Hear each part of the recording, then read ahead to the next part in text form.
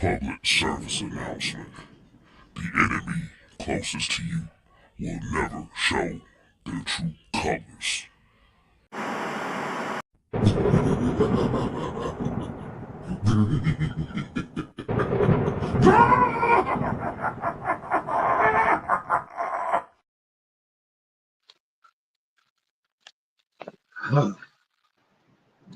Well, well, well, well. As you already see the title of the show, we got some stuff we want to talk about here. So this is going to be the AOA side of the game. And for those that don't know what the AOA side of the game is, let me play it one more time for the people in the back. Do y'all mind if I play it again? Yeah, go ahead, kid. Public service announcement. The enemy closest to you will never show their true colors.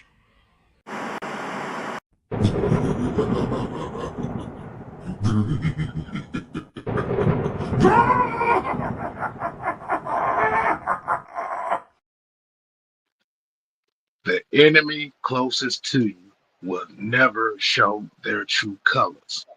This is an AOA announcement with the Unholy Alliance.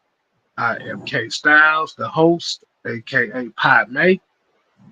As you see on the stage left side of things, we have screen right is Mad Mike Luciano, aka the Senator. Yeah. And right below us, you know him as the Joker. Oh, well, we got another one. The Joker, aka Mr. Tactician. And we got Bean Pie brother down there with the rag on his head. My brother. Bean Pies, the franchise, aka Big Ant, is in the building, y'all. What the magnificent man tried to neglect of the participation of the black man. And the white man is going to do is try to make sure that we visualize the picture and make sure the black man is not visually insecure. Do you understand what I'm saying, sir? Y'all don't remember that? That's right. That's right, brother. You are Metamucil.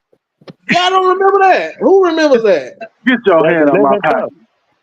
Huh? That's a living color. Damon Wayans in the jail cell. And then he was in there with his brother. That's what his brother said, man, you are Metamucil. All right, man. We got a pop-up show. We got a pop-up show this evening as y'all don't see too often, but we thought this is definitely a conversation that needed to be talked about. This is Atlanta Falcons conversation, so for Falcon fans, this is your show, so y'all can go ahead and bust all the nuts y'all want because we are talking Atlanta Falcon football today. Yeah.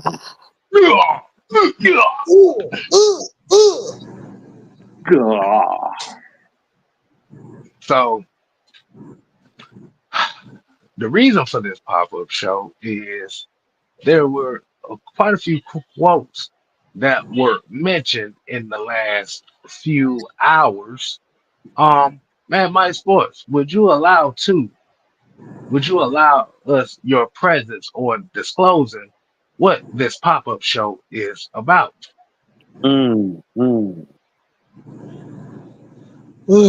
So we had the pleasure of hearing some things from a certain person that just didn't sit well with us, and it just piqued our interest, and we wanted to give you guys enlighten you guys upon our pontification on this particular institution being held up by the universe of YouTube, if you understand what I'm saying.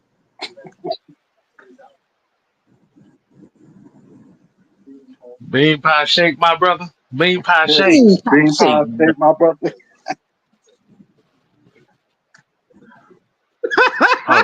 Oh, Woke lives matter. woke lives matter. Woke lives matter. All right. So what you talking about? What we getting into, Mike? What is this? Uh, what are we? Raheem the What? Dream Goof decides he want to make something. Uh, he wanted to. He pretty much stated some things in this new press conference that kind of piqued a lot of our interest in this particular group that we wanted to speak on, and it's pretty interesting. Mm, And I mm. do mean ours, okay?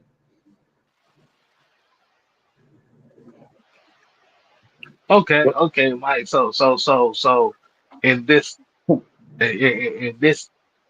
individual statement that is said by said brother Raheem, um, what have we saw?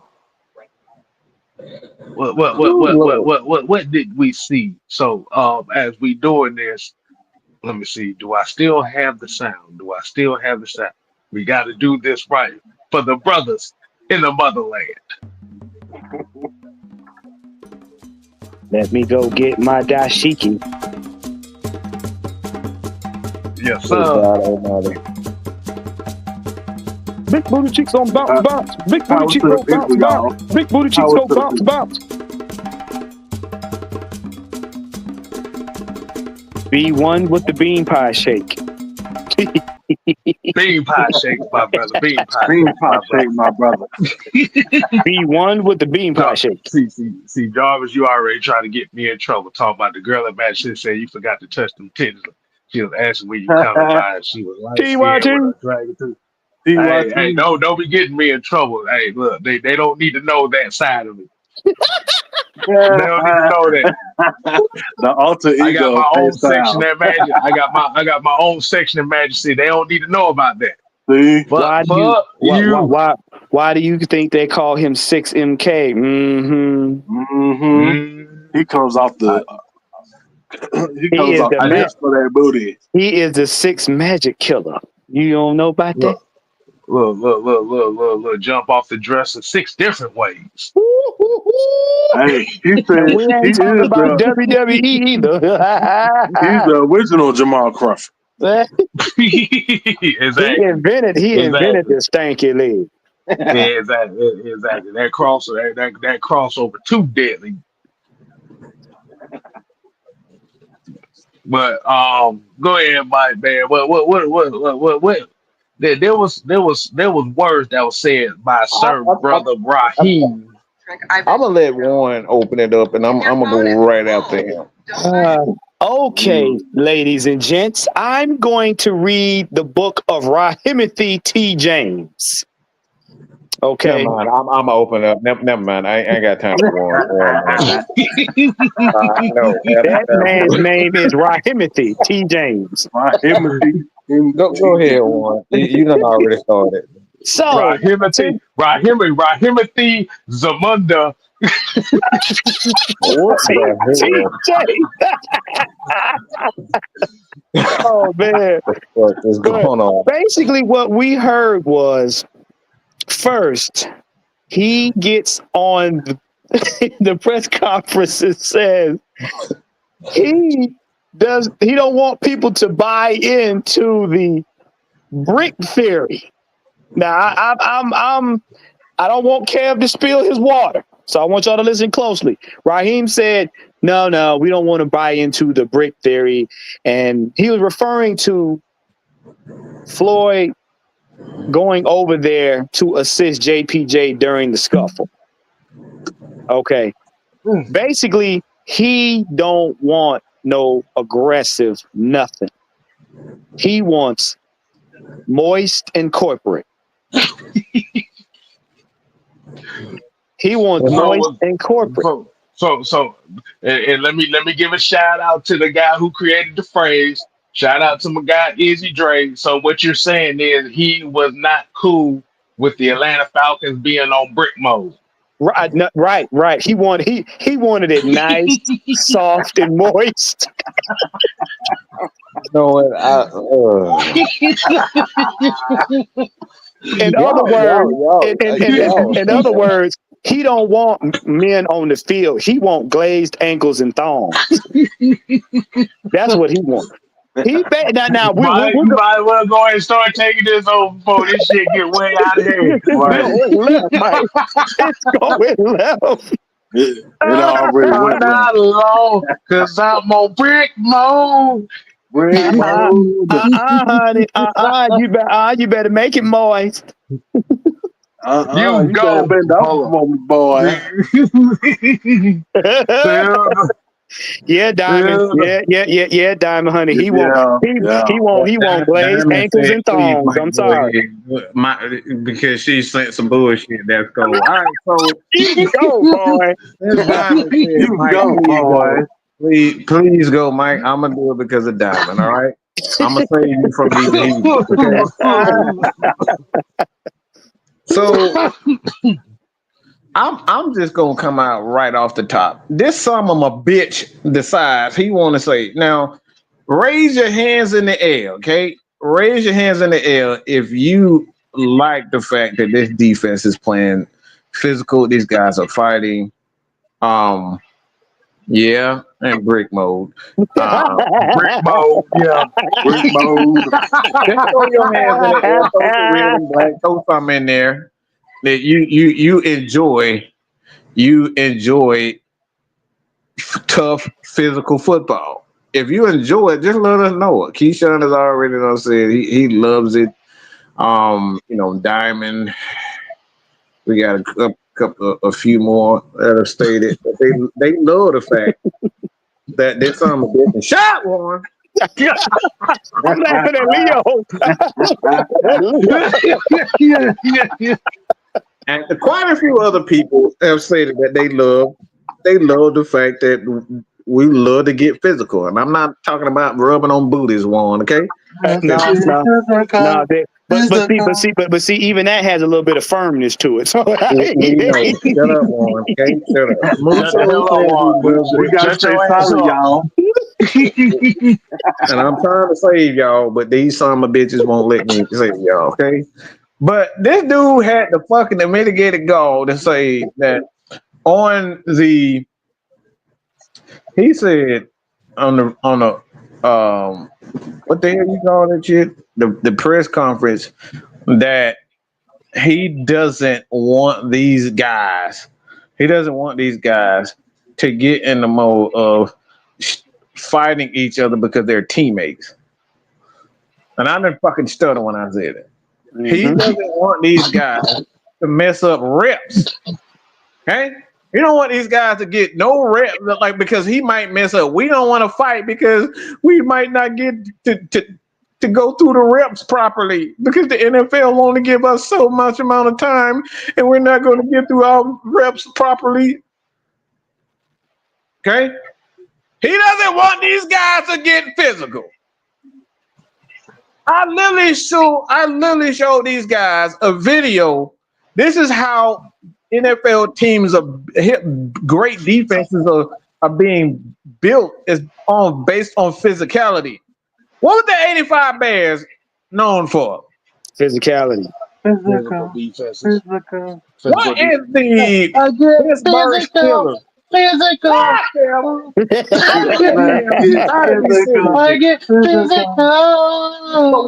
What were the Steelers known for? All these guys were known for their physicality. And we got this little bitch and our head coach that literally said, and you don't have to take my word for it. All you got to do is go listen to it.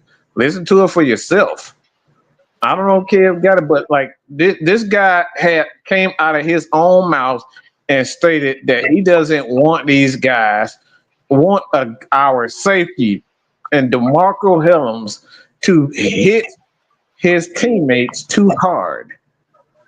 This is his word. This is his fucking word. Make it physical. Don't you hit my baby. Don't hit my baby. Don't you dare hit Nobody my rock.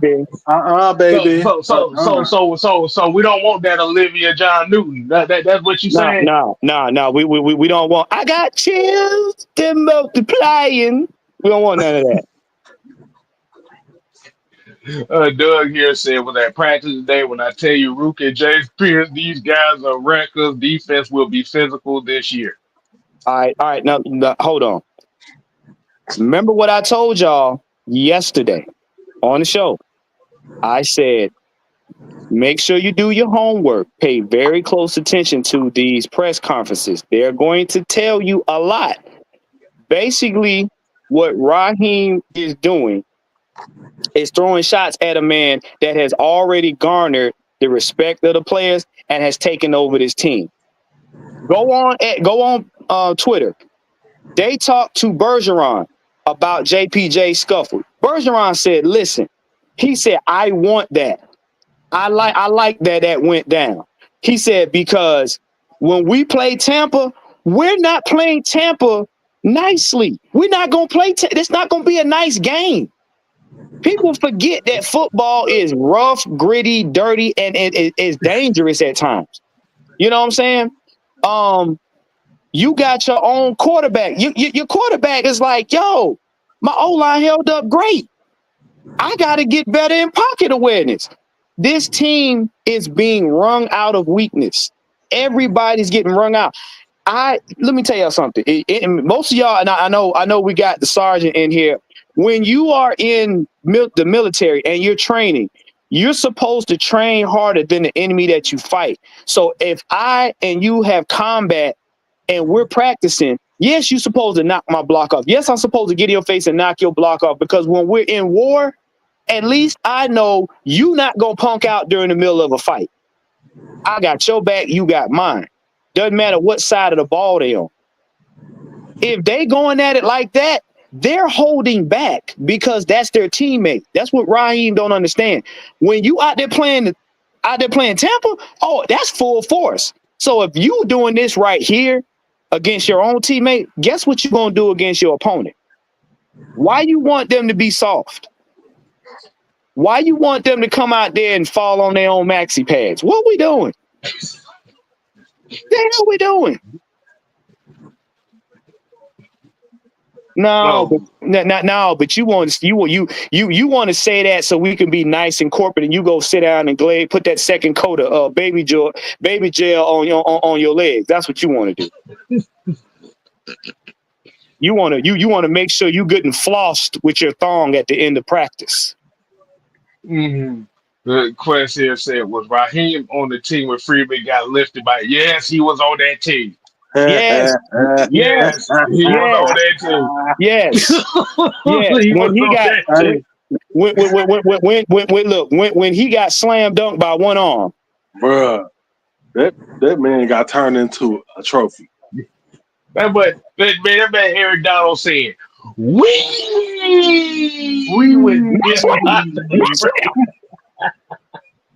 like he the little piggy in the car talking about something.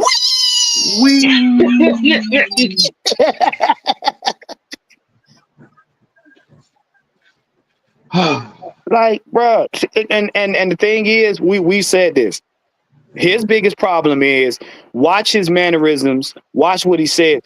When he sat up there and said, I've never heard this term in my life. This man said, we're not going to go with the brick theory. And he looks to the left like, is that right, master? Was that the best thing I said all day? What the fuck is the brick theory? So here is what I think about the brick theory. You are jealous of a man that came in here and on his second or third press conference basically outlined the culture and the identity of this team. And what it's doing is you don't want nobody to adhere to Brick's way of playing, Brick's way of thinking, Brick's way of conducting yourself, because you didn't do anything with the defense last year. You're a DB's guy, but you wasn't with the DBs doing any DB things. So now your defensive coordinator has gotten with the other defensive coordinators, and they've turned around and has got with the assistant head coach and the other defensive coordinator. And guess what? We're going to run this team. You just sit up there and chew your orbits gum. If you want to floss yourself, you floss yourself. If you want your ankles glazed to the point where they just blow bubbles, you do that. Fabulous. Right, Diamond. He is jealous. He is jealous. He's jealous like a chick that ain't got no butt cheeks. I know. Look. I didn't know what the brick theory was. I was like, what the hell is that? You don't What want is your the brick? teammates. Hold on. I want to ask Ant this. What is your thought on the brick theory? Hmm. Bean My pie thought. shape, brother. Bean pie shape, brother. Bean pie Being shape. time I shape, my brother. That's it. I think Raheem he's jealous because he was able. Ulbrich was able to come in with under a couple months and concretely implement a solid defense that's going to have sustained success for more, not just a season. Something we wasn't doing last year. Let's put that in perspective. What was our cornerbacks doing last year? Before they was playing at least 10 yards off the ball. Okay, right. Jeff Ulbrich came in and said, "Hell no, nah, we ain't doing that shit no more." That part. Cornerbacks and safeties, all of y'all gonna be either playing up on the line or bumper run coverage. That's it. Jeff Ulbrich, Raheem don't like that. And here we got Keyshawn Vlad. He said the brick theory is being tough, gritty, and disrespectful. Guess Look, what that? But wait, guess what that is now? Look, no, yeah, no. I No, want you to hear this. I'm Go ahead. I'm about to give y'all a history lesson. Guess what that is? Guess what the brick theory is? The brick theory is the DNA from the grits blitz, from our days where our defense was a menace. Our DNA. I've been saying this for the last 9.5 months. 9.5 months. Our DNA of this team is gritty play, gritty defense. We just happen to add an explosive offense on top of it. That's what it is. And you want to go back to could you please wipe me, sir? You want that kind of defense. Could you please wipe me, sir? I'll toot the other cheek. No, look at this comment right here. Jay Sheep said, "Y'all talking your shit right now. As a veteran myself, I need to know you go put it all on the line for me like I will for you in war. Part of building that is going hard during those training days." It's them dog days. That's what it's about. That's what I'm talking about. And what's funny, Jay, most of our family members, dads included, were in the war. That's what I'm talking about. That's what I say when people don't understand. You got to know a man's mechanics and mentality. These brothers right here, I know will go to war for me. I ain't got to question it. If I sound like I'm wrong, they going to war for me. So we give each other's hell so that we can be our best when we give y'all what y'all looking for. That's the whole thing. So why do I want? None of us are talking about, please, sir, will you wipe us some more? Juan, they don't want to know what our group chats are like. Yeah, no, they don't. They don't. Them group chat, boy. If you really hear what these group chats go on in here, yeah, y'all thought y'all wanted to get us canceled by right as what we are, what you see. If you heard these group chats, bro, we'd be banned off. We would have all our Google goddamn accounts disbanded. Right. And see what it is this. Kev said it maybe about 2.5 weeks ago. It's an exposure event because what this tells the organization, what this tells the NFL, what this tells our opponents is Raheem did nothing with this defense. but stand up on the podium and say little cute things. Like he had to admit, he was like, you know, we can't talk tough and say what we're going to do. Ooh, he said, out there is the real deal. Out there on the field is the real world. Yeah, because you ran your mouth before you finished your product. You ran your mouth before you even started your project. This is main reason why I really want to slap him in his fucking mouth, okay? Because of this shit right here. You want to act tough now. You want to act like all of a sudden being on the field and execution is paramount when you literally saw a guy that was for 4 or 5 games straight didn't execute or he didn't do anything. Okay? That man threw for less than 200 yards a handful of times in 5 games, and you want to sit up here and try to talk about execution now. Man, if you would sit your fucking ass down with that bullshit, this motherfucker threw interception after interception. We barely scored offensively. Our defense scored touchdowns. They put us in field goal positions where we missed a lot of them. Mm-hmm. And now you want to sit up here because these rookies and this coach and Jeff Ulbrich, they are getting the spotlight now. And now you want to say, now we can't act tough, but we got to go out there and act. Man, shut the fuck up with that bullshit. Now you want to sit up here and talk about fucking execution after we was up 3 games in the goddamn South. All we had to do was win 2 games going down the stretch, and we were the best playoff team. And now your fucking ass want to sit up here and talk about execution and not fighting and not and showing it on the field. Man, shut the fuck up with that bullshit. So you don't want to be aggressive and violent. You want to be bent over and resilient. Like, get the fuck out of here. Oh, I know you guys. You bent over and resilient. Bent over and resilient. You don't want to. Bent over energy. Please, sir, will you wipe me again? Please, Can sir, I have will you some cover in some more? more? This is the stuff we talk about. Like, this is shit we talk about. This is shit we talk about.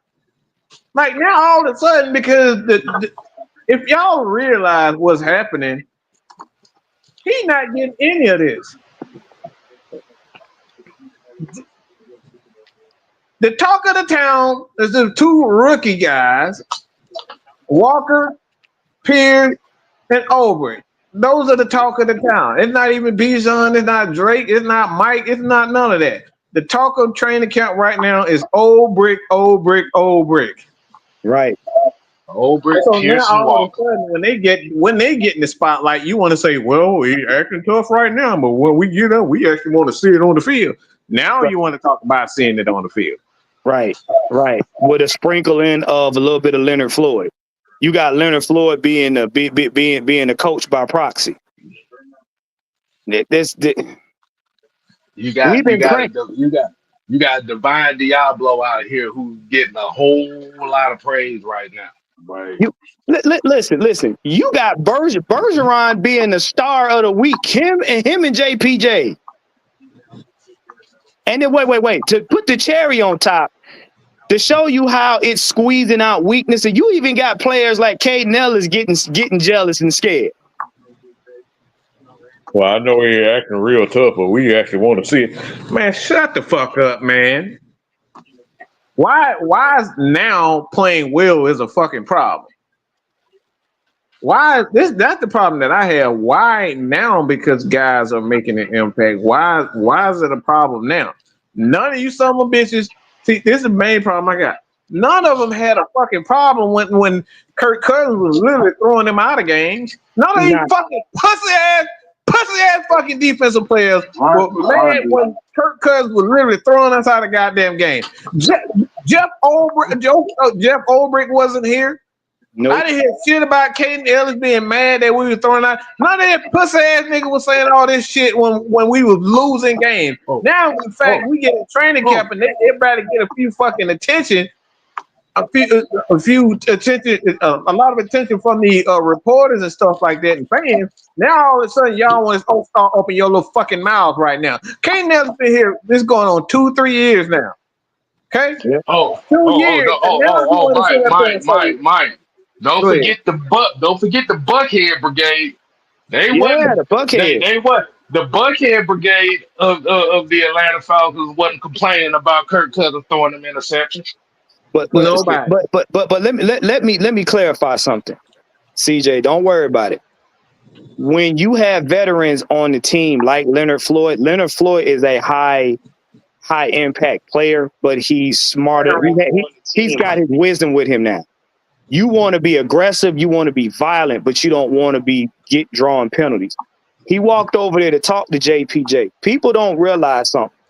JPJ is a menace, and we were talking about JPJ earlier, and I was talking about his mechanics. JPJ not only is a bulldozer, but he's a guy that's long. His body's long. His length is long. So he's going to come at you with violent hands, and he, in most cases, is going to uproot you. That's what you want.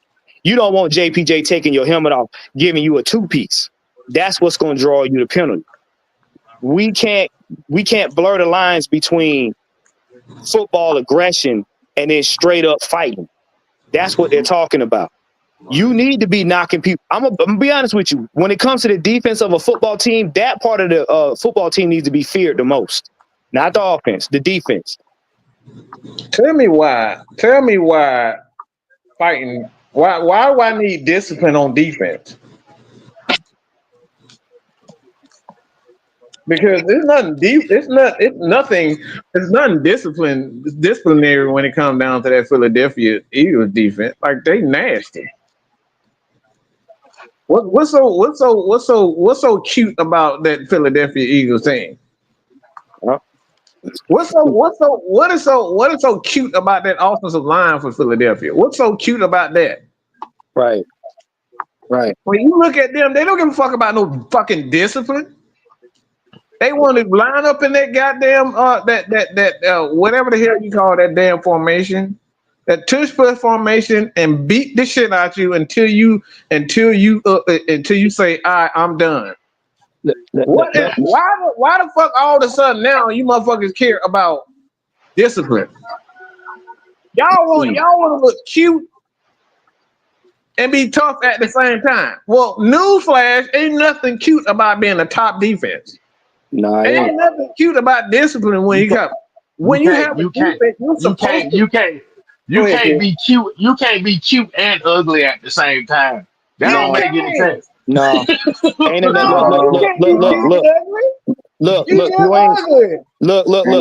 ain't got enough. Look, you ain't got enough skull nor face space to be ugly and cute at the same time. They don't. That's a whole lot of work. No, you can't do that. But let me tell y'all something. Like out on the top of your head and in the bottom, you looking like goddamn Holly Berry. That you still ugly. Right. But let me tell y'all something. Do you think that Baltimore defense with Ray Lewis was cute? Do you think they cared about protocol? Do you think they cared about being corporate? When that man stepped on the field, if you go back and listen to some of his interviews, when that man stepped on the field and told his whole defense, we changing the plan on how we're going to move, not the coach. This is what Ray Lewis said. I came on the field and told them, bro, we're going to do A, B, C, and D. And we're going to play this game our way. And they played it to the T. Guess what? Coach said, okay, y'all got it. If you're going to win the game, do what the hell you're going to do. Execution in itself far outweighs any of that cute shit. Being cute and being disgusting, none of that shit matters if you execute. Okay? Let's be honest. Let's be honest. The Atlanta Falcons media has nicknamed Jeff Ulbrich Brick. He already got a goddamn nickname. Yep. So that's telling you who's getting the attention right now. Mm-hmm. They call this nigga Brick. Right. Hey, right. I got a question. What's up? Does Raheem have a nickname yet? His name is Raheem T. James. T. James. He Raheem the Dream. That Raheem Green. see, you have to think about it. Right now, Raheem Morris is he's the fan favorite. Right now, Ulbrich is the media favorite in Atlanta Yeah, yeah. because being at that training camp on Saturday, I realized that the people that I was around Mm-hmm. was talking about Jeff Ulbrich a lot more than they Oh, but did Yes, Raheem Morris. Oh yes, yeah, the yes, defense stood out way yes. more than the offense. That's fact. mhm. Ulbrich, reason why he's a media favorite, Ulbrich answered 13 questions that the media had for Raheem Morris last season that he refused to answer. Ulbrich answered that in one press conference, basically talking about what was the identity of the team, what was the culture, how was things going to be implemented. He came in there in one breath and said everything. He also said on that mic up, if you're not a part of this program, you're not playing. In anywhere, if you're not taking on my likeness and my mannerisms, you're not getting a jersey. You're not getting Yeah, on the field. He was yeah, talking with Jalen Walker about stuff like that. He's been talking with his players. He's been teaching his players how to get their hands, how to have violent hands. This man's run over to the offense. Like, they respect him. He is garnering respect to where they're going to be like, oh, they're going to be more afraid of fucking up and him getting mad at him than they are losing a game. That's what y'all got to understand. He is creating a standard where they going to be like, fuck Raheem. Coach Brick better not be mad at us.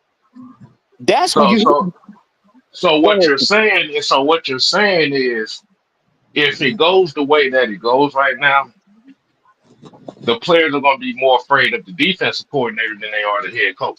That part. yep. That's what it Because sounds like. what y'all got to understand, an aggressive, violent defense makes your offense that much more explosive.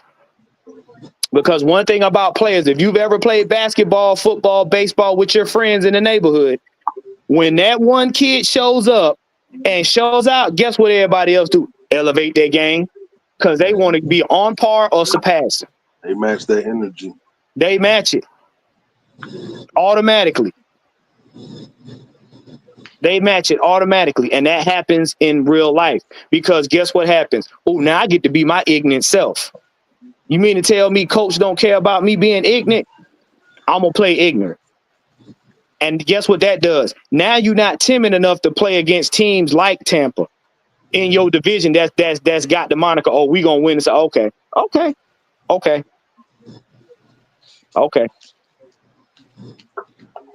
But We're not diminishing him. The situation is diminishing his character. It's just exposing. My God, bro. This right here, that's exactly it right here. There you This go. right There you here. go, Sam. There, There you there go. it is, Sam. That's what There I'm you talking go. we about. are watching That's the inside the divide. birth of Buddy Ryan Ryan. 2.0. Yeah. That's good. DNA. This is what we talk. This is why you heard Jew. Shout out to Jew Talk Sports. This is why Jew was so frustrated last season about how it ended. He was like, bro, we don't have a identity. And in the military, your identity is the army. It's the creed of the army. Y'all guys got to rally around something when stuff ain't working. I guarantee you, let the Falcons start slipping during the game. Coach Brick gonna be on the sideline losing his damn mind. Losing his mind. He the littlest thing on the field. See, the problem is with y'all having, and I see a couple of people here say it's not a divide. Of course it is. You don't say things as a head coach about, all right, one, you came in cocky. Okay? He came in talking about this team as a quarterback away. The Falcons wouldn't be in this position if they didn't have a quarterback. That was his words. Not Brick. Not Arthur Blank. Nobody said. Fan didn't even say that. He said, "You came in talking shit, Right. and now all of a sudden you talked the Falcons into signing your buddy Kirk Cousins for $100 million, and you cost them that too. Now all of a sudden your ass is on fire. Now you want to sit there and say, well, let's relax, guys. We can't come in. We got to show it on the field. Now you want to talk about we need to show it on the field. He shouldn't have came in talking that shit from the very beginning. He should have had an issue with Kirk Cousins not performing to that standard. Now you worried about players playing to a certain standard when a guy that was literally in all of our faces. Kirk Cousins was an absolute like I'm talking about. This dude was an abomination for Garbage. football. He was an Garbage. abomination. Garbage, hot garbage. Like he's flawless. Now all of a sudden, when a couple of rookies come in and they playing well, and the people are shouting their name, and the coaches they shouting the coach's name. Now you want to say, well, no, let's calm down, guys.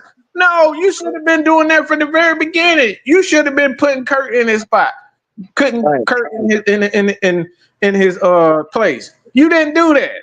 Now all of a sudden your ass is on the line. Now you want to sit there and say, let's take it one step at a time. No. What the thing is, you were all this rah-rah, this, that, and the other, and you was walking around here with your Dexter St. Jock pose and all this in the beginning of the season, and then you turn around and you had to unplug that microphone because it didn't fit you. That's what it was. You want to kiss shoes now when you was belting out stuff. You didn't have you had no intentions on improving this defense. You had intentions on riding, and I'm gonna say this.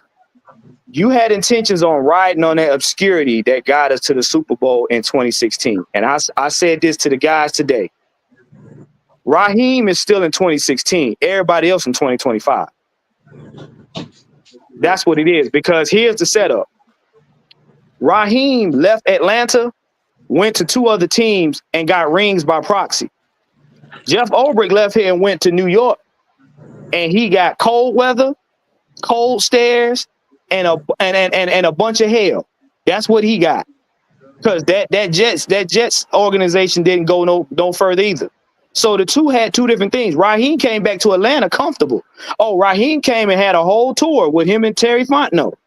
Jeff Ulbrich comes back to what? Scrutiny. His son decides to have a brain fart in the middle of a daggone a draft. So he's working off of grit and purpose and determination. Raheem sitting up here waiting for the next photo op. That's the difference. So wait, basically what you're saying is Raheem knows that he's the chosen one and he's just riding off of that. He riding off the rep. Yeah. We not seeing because the Atlanta Falcons fans have deemed Raheem Morris as the chosen one. Yeah. But see, and this is what y'all getting confused. We're not saying he's a bad coach. We're not saying he's a bad person. We're saying he's uninvested in the team that he's supposed to be leading. This is what y'all got to understand. We're not saying he's a bad coach. We're not saying he's a bad person. We're saying he's uninvested. Jeff Ulbrich is invested in this team because he's putting his blood, sweat, and tears, DNA imprint on this team, mentality imprint on this team. Raheem could have did the same thing. He had the same opportunity, but he chose to be Hollywood Raheem. He wanted to take the photos and do the press conferences, but when it come down to it, he wasn't out there running around getting in the mud with AJ and them. He wasn't doing that.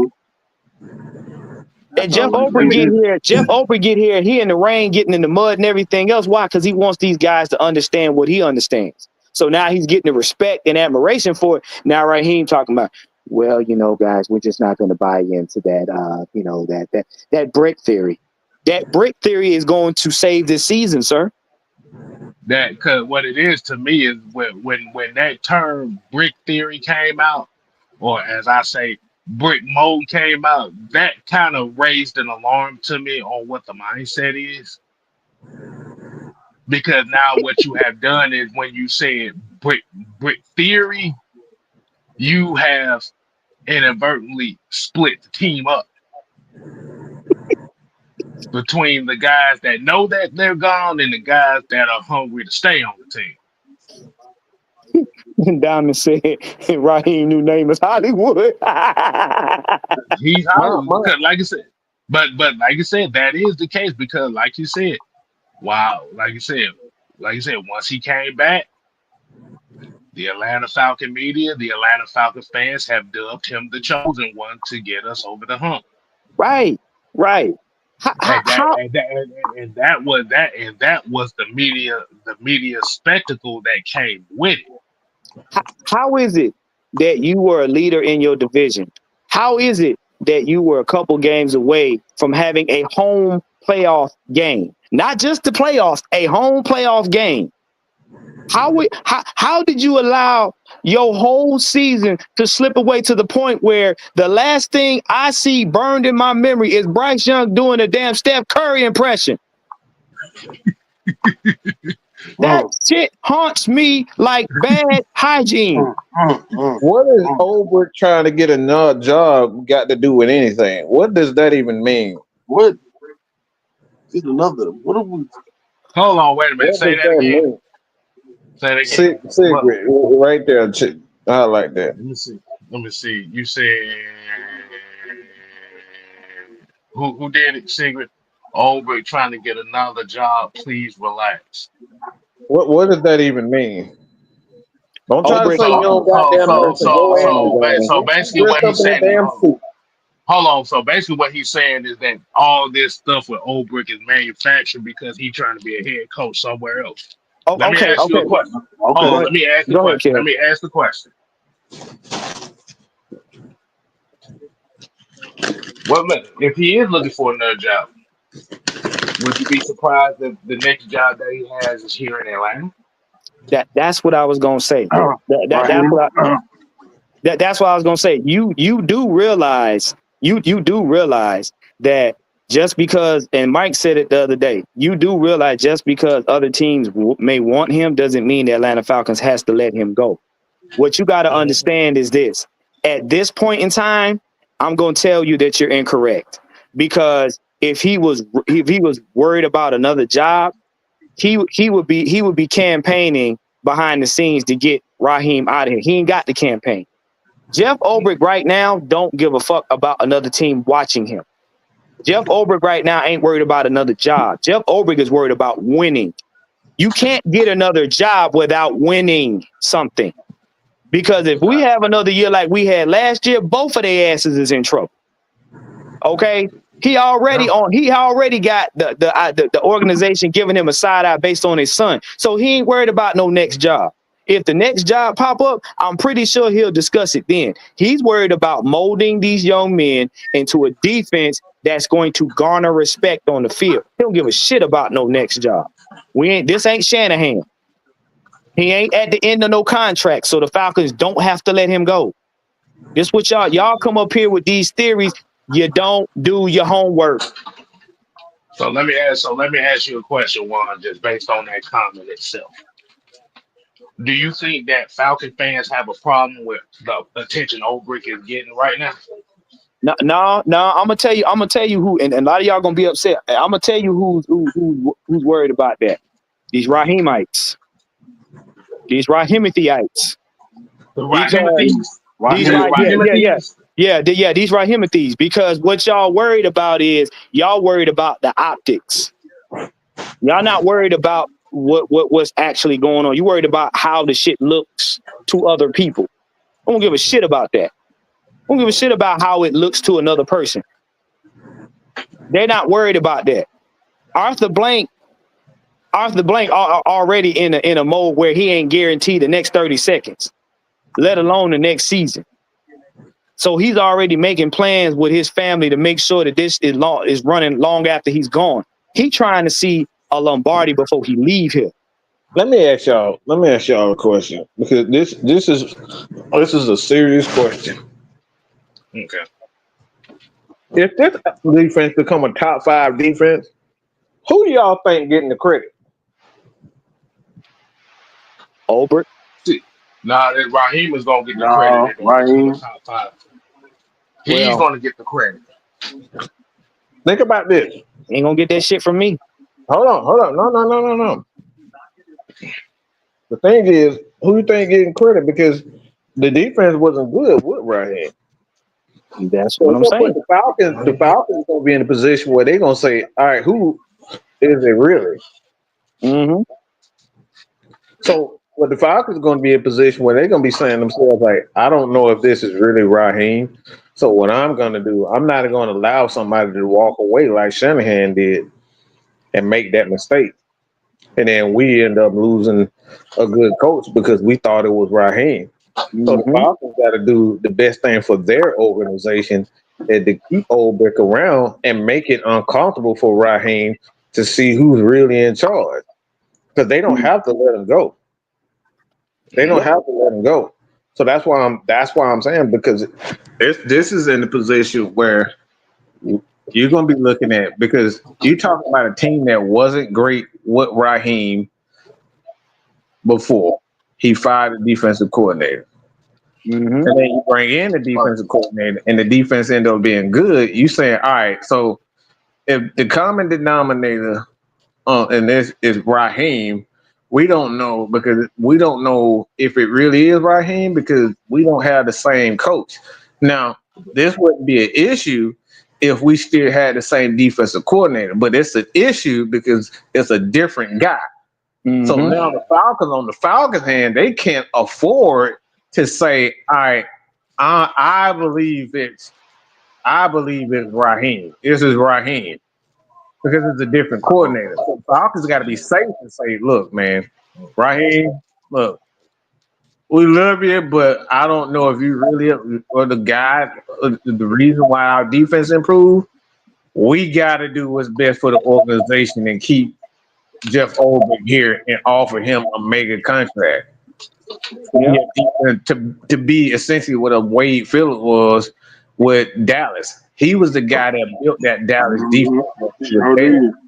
He was the guy that built that. So the Falcons are going to be in a position where they're going to pay Ulbrich damn near head coach money because they got to be sure and certain that Raheem is the guy that built that defense. So Raheem is in a predicament right now where he has to be jealous of Ulbrich.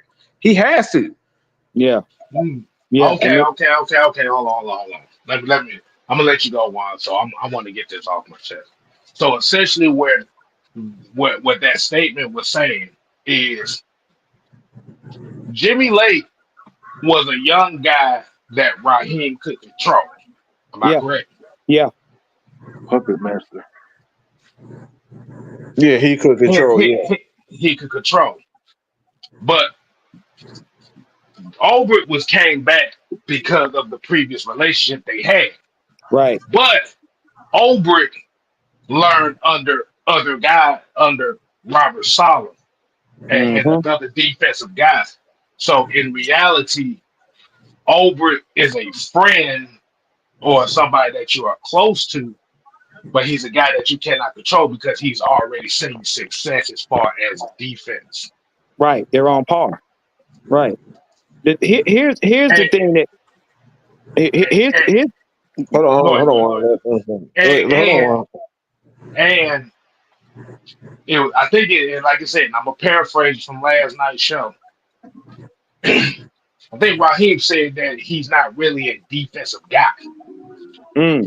Is that I just want to make sure that I'm Yeah, paraphrasing that the I right don't way. know that quote because I haven't heard it. I heard people Yeah. say that, but I need to hear it for myself. Well, I Yeah. don't like you said. That's what you said when you asked the question is what is he good at? A lot Right. of people can't really say it. Right. So what do we really know? Like I said, we know Jeff Ulbrich. Like that's why I asked the question: is this team really set up for Raheem Morris to be the long-term solution, or did Raheem Morris bring upon his own destruction by bringing in a guy that came Yeah. from a Yeah. system that was successful? Mm-hmm. Yeah. See, here's the thing y'all got to understand about Raheem's situation. Raheem had 2 layers of coverage. He had Kirk Cousins, who was his project, who he vouched for, and they spent the money. Then you had who? You had Jimmy Jimmy Lake, Lake. who was his fall guy. Should anything go wrong? So you basically had plan A and plan B right beside him. So what happened? Both of the plans failed, and they failed miserably. So what happened? You know, Jimmy Lake was going to get shipped out. That exposed that side of him where, okay, are you really the defensive guy you say you are, or aren't you? Then they brought in Jeff Ulbrich. Well, here's the problem, and what I said earlier. Raheem's in 2016 mentally. Jeff Ulbrich is in 2025. You've had a comfy situation to where you were the sideline guy that benefited from the team's coach. So you got a ring without getting blamed for stuff. You come here and you bring that bravado. Guess what? Kirk Cousins' experiment failed. So now you're getting blamed for that. And on top of that, when you say, well, I'm not going to take the heat, Jimmy, it's your fault. Okay, fine. Jeff Ulbrich comes here. Jeff Ulbrich is not your understudy. He's your colleague because y'all basically on the same level. It's just that you got a different title. That's all it is because y'all both came from Atlanta in 16. So you can't tell Jeff Ulbrich to do, hey, boy, do this. Jeff's going to be like, you know, shut your ass up. Well, there's a different mentality with both of these guys in here. Raheem is the chosen one. He's been the chosen one since he was hired in Tampa Bay. So his mentality as a coach is completely different from a guy that Jeff Ulbrich, he had to prove that he's a guy. Right. So those two, the work ethic, Raheem already has the approval of certain guys in the front office. And we know who that certain guy is. You see what I'm saying? So he has that backing up. And he had this guy. And everybody said that he was going to be the next great head coach, and he's a great teacher and all that. He has the fire for the game, so he makes the perfect. Everybody done already said this about him. You look at Jeff Ulbrich, ain't nobody backing him up, but he's proving that he's a good head coach. He's gaining. This is what we talk about, and this is why I gain so much respect for Kobe Bryant. Coming in, everybody saw it, but Kobe failed miserably in his first couple of years. I mean, bad. Right. But what happened? He went in the lab and he proved he worked his ass off to get there. Raheem hasn't worked his ass off. He's been given opportunities, and y'all can say whatever you want, but he was given that opportunity to be a head coach in Tampa Bay. He was given that. He didn't took over Tony Dungy's team. Right. Yeah.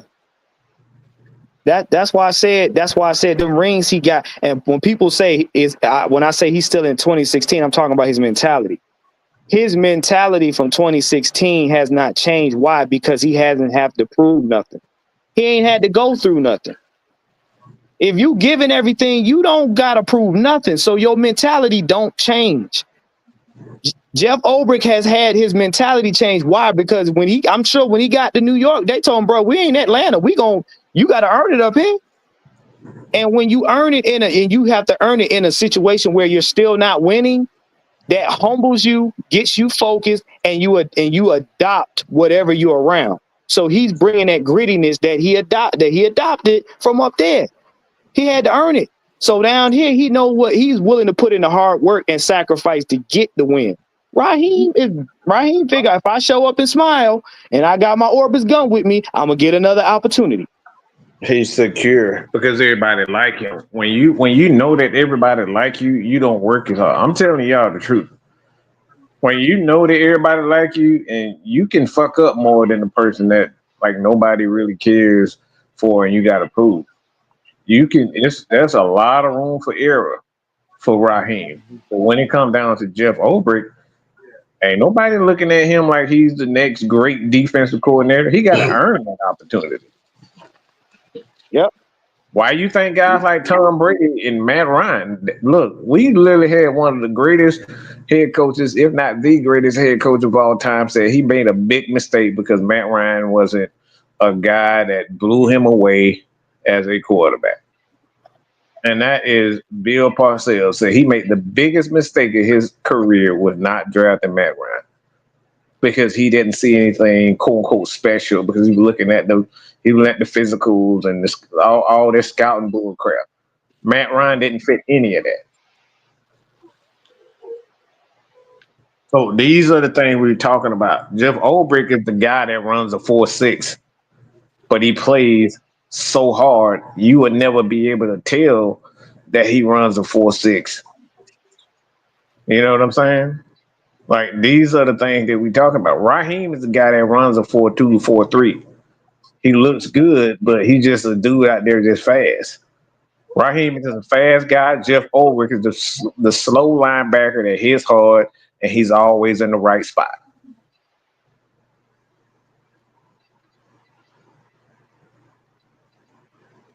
So we gotta understand, like, yeah, everybody like him, but at the end of the day, bitch better have my money. The one thing that Caden Ellis said in his interview, he said, "Oh yeah, the cute, flashy guy, they'll get you wins here and there." He said, "But them gritty, trench players and stuff like that," he said, "that's the kind of guys that win Super Bowls. That's the guys that win championships. That cute shit don't last too long. We seen that. That cute shit don't last too long because it's somebody out there hungrier than you are, and you being cute. Eventually, you're gonna have to face them, and they're gonna show you don't want it." Like I said before, Jeff Ulbrich is making these players want to win more than him, Raheem, and Jerry Gray combined can want for them. Let me say this. See, this is dog rules. You so full of shit because you a dog fan. This is why you full of shit. This is a perfect analogy of what we talking about. This ain't a waste of time. This is a perfect example of what the fuck I'm talking about. What is Kirby Smart known for? Over everything. Defense. Winning. His defense can be great all they want to, but he wins. He gets results. He wins championships.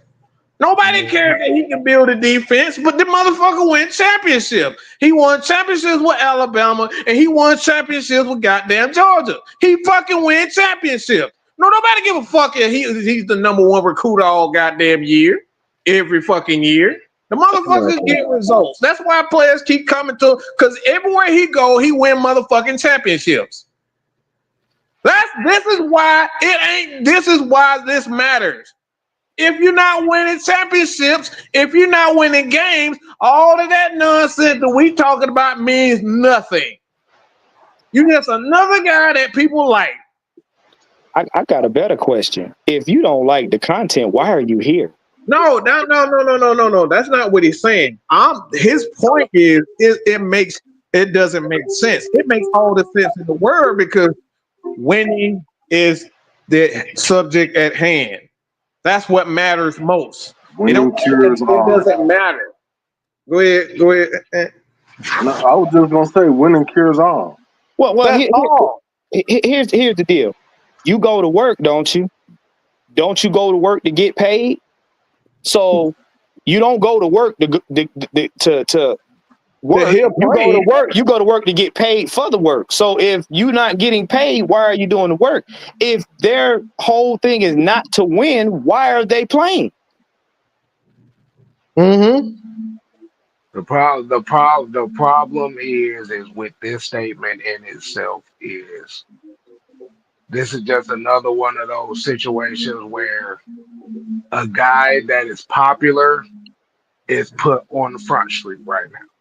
Mm-hmm. And they don't like it.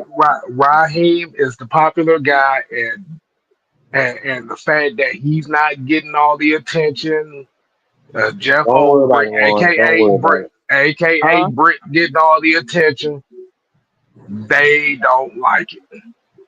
Mike, I ain't worried about that. The reality of what we're talking about right now is the biggest weakness of the Atlanta Falcons team last year was its defense. Yes. Yes. The defense couldn't stop shit. And K-Styles, what did I say about the defense? What was the biggest problem with the defense? It was a word. Go ahead, explain it to him. The defense at a certain point in time, after it started to become beat up, the defense was mismanaged. That was the biggest problem. It wasn't lack of talent. It wasn't lack of football knowledge. It was lack of adjustments. You didn't make adjustments so that the defense could use what it was strong at to finish up. You kept using the same stuff as though you had everybody on the defense from game one. You didn't have that by game 10 and 11. Them guys was beat up. Some of these guys was missing. So what you had to do, you should have made adjustments. You kept trying to impose your same play in every game, hoping that somebody wouldn't pay attention. You were mismanaged. And you know what happened too? And this is what I realized. The fans got exactly what they want, and they got nothing to bitch about. Yep. Yeah. And Dog Rules is a perfect example of that. Guess what? Talking about Because guess what happened this offseason? You got a Georgia Bulldog. Mm-hmm. You got 3 pass rush. You got 3 pass rushers. Yep. And you got a slot corner. And you got a bunch of safeties. But And it's one of the main things.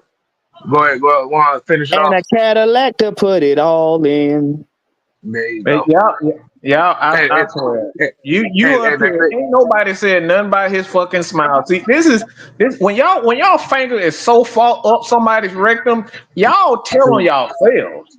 Nobody said anything about Raheem's inability to coach. No. Nobody said any of that. But like I said, this dude is feeling the heat. Like I said, the problem is with all these Raheemathies is Raheem is not getting the type of attention that they expected him to get this offseason. Why? Because the Atlanta Falcons addressed multiple needs that the fan base and the media have been begging this team to get for years.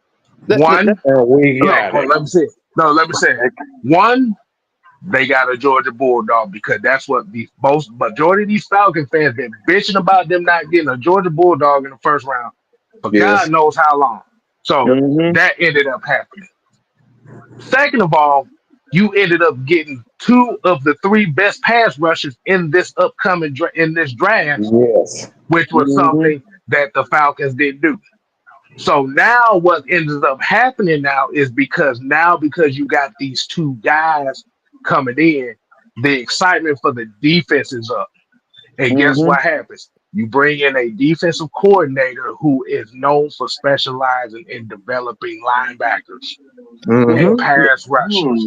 So now Jeff Ulbrich is getting a lot of the attention because of the very 2 guys that Falcon fans have been bitching about them not getting for years.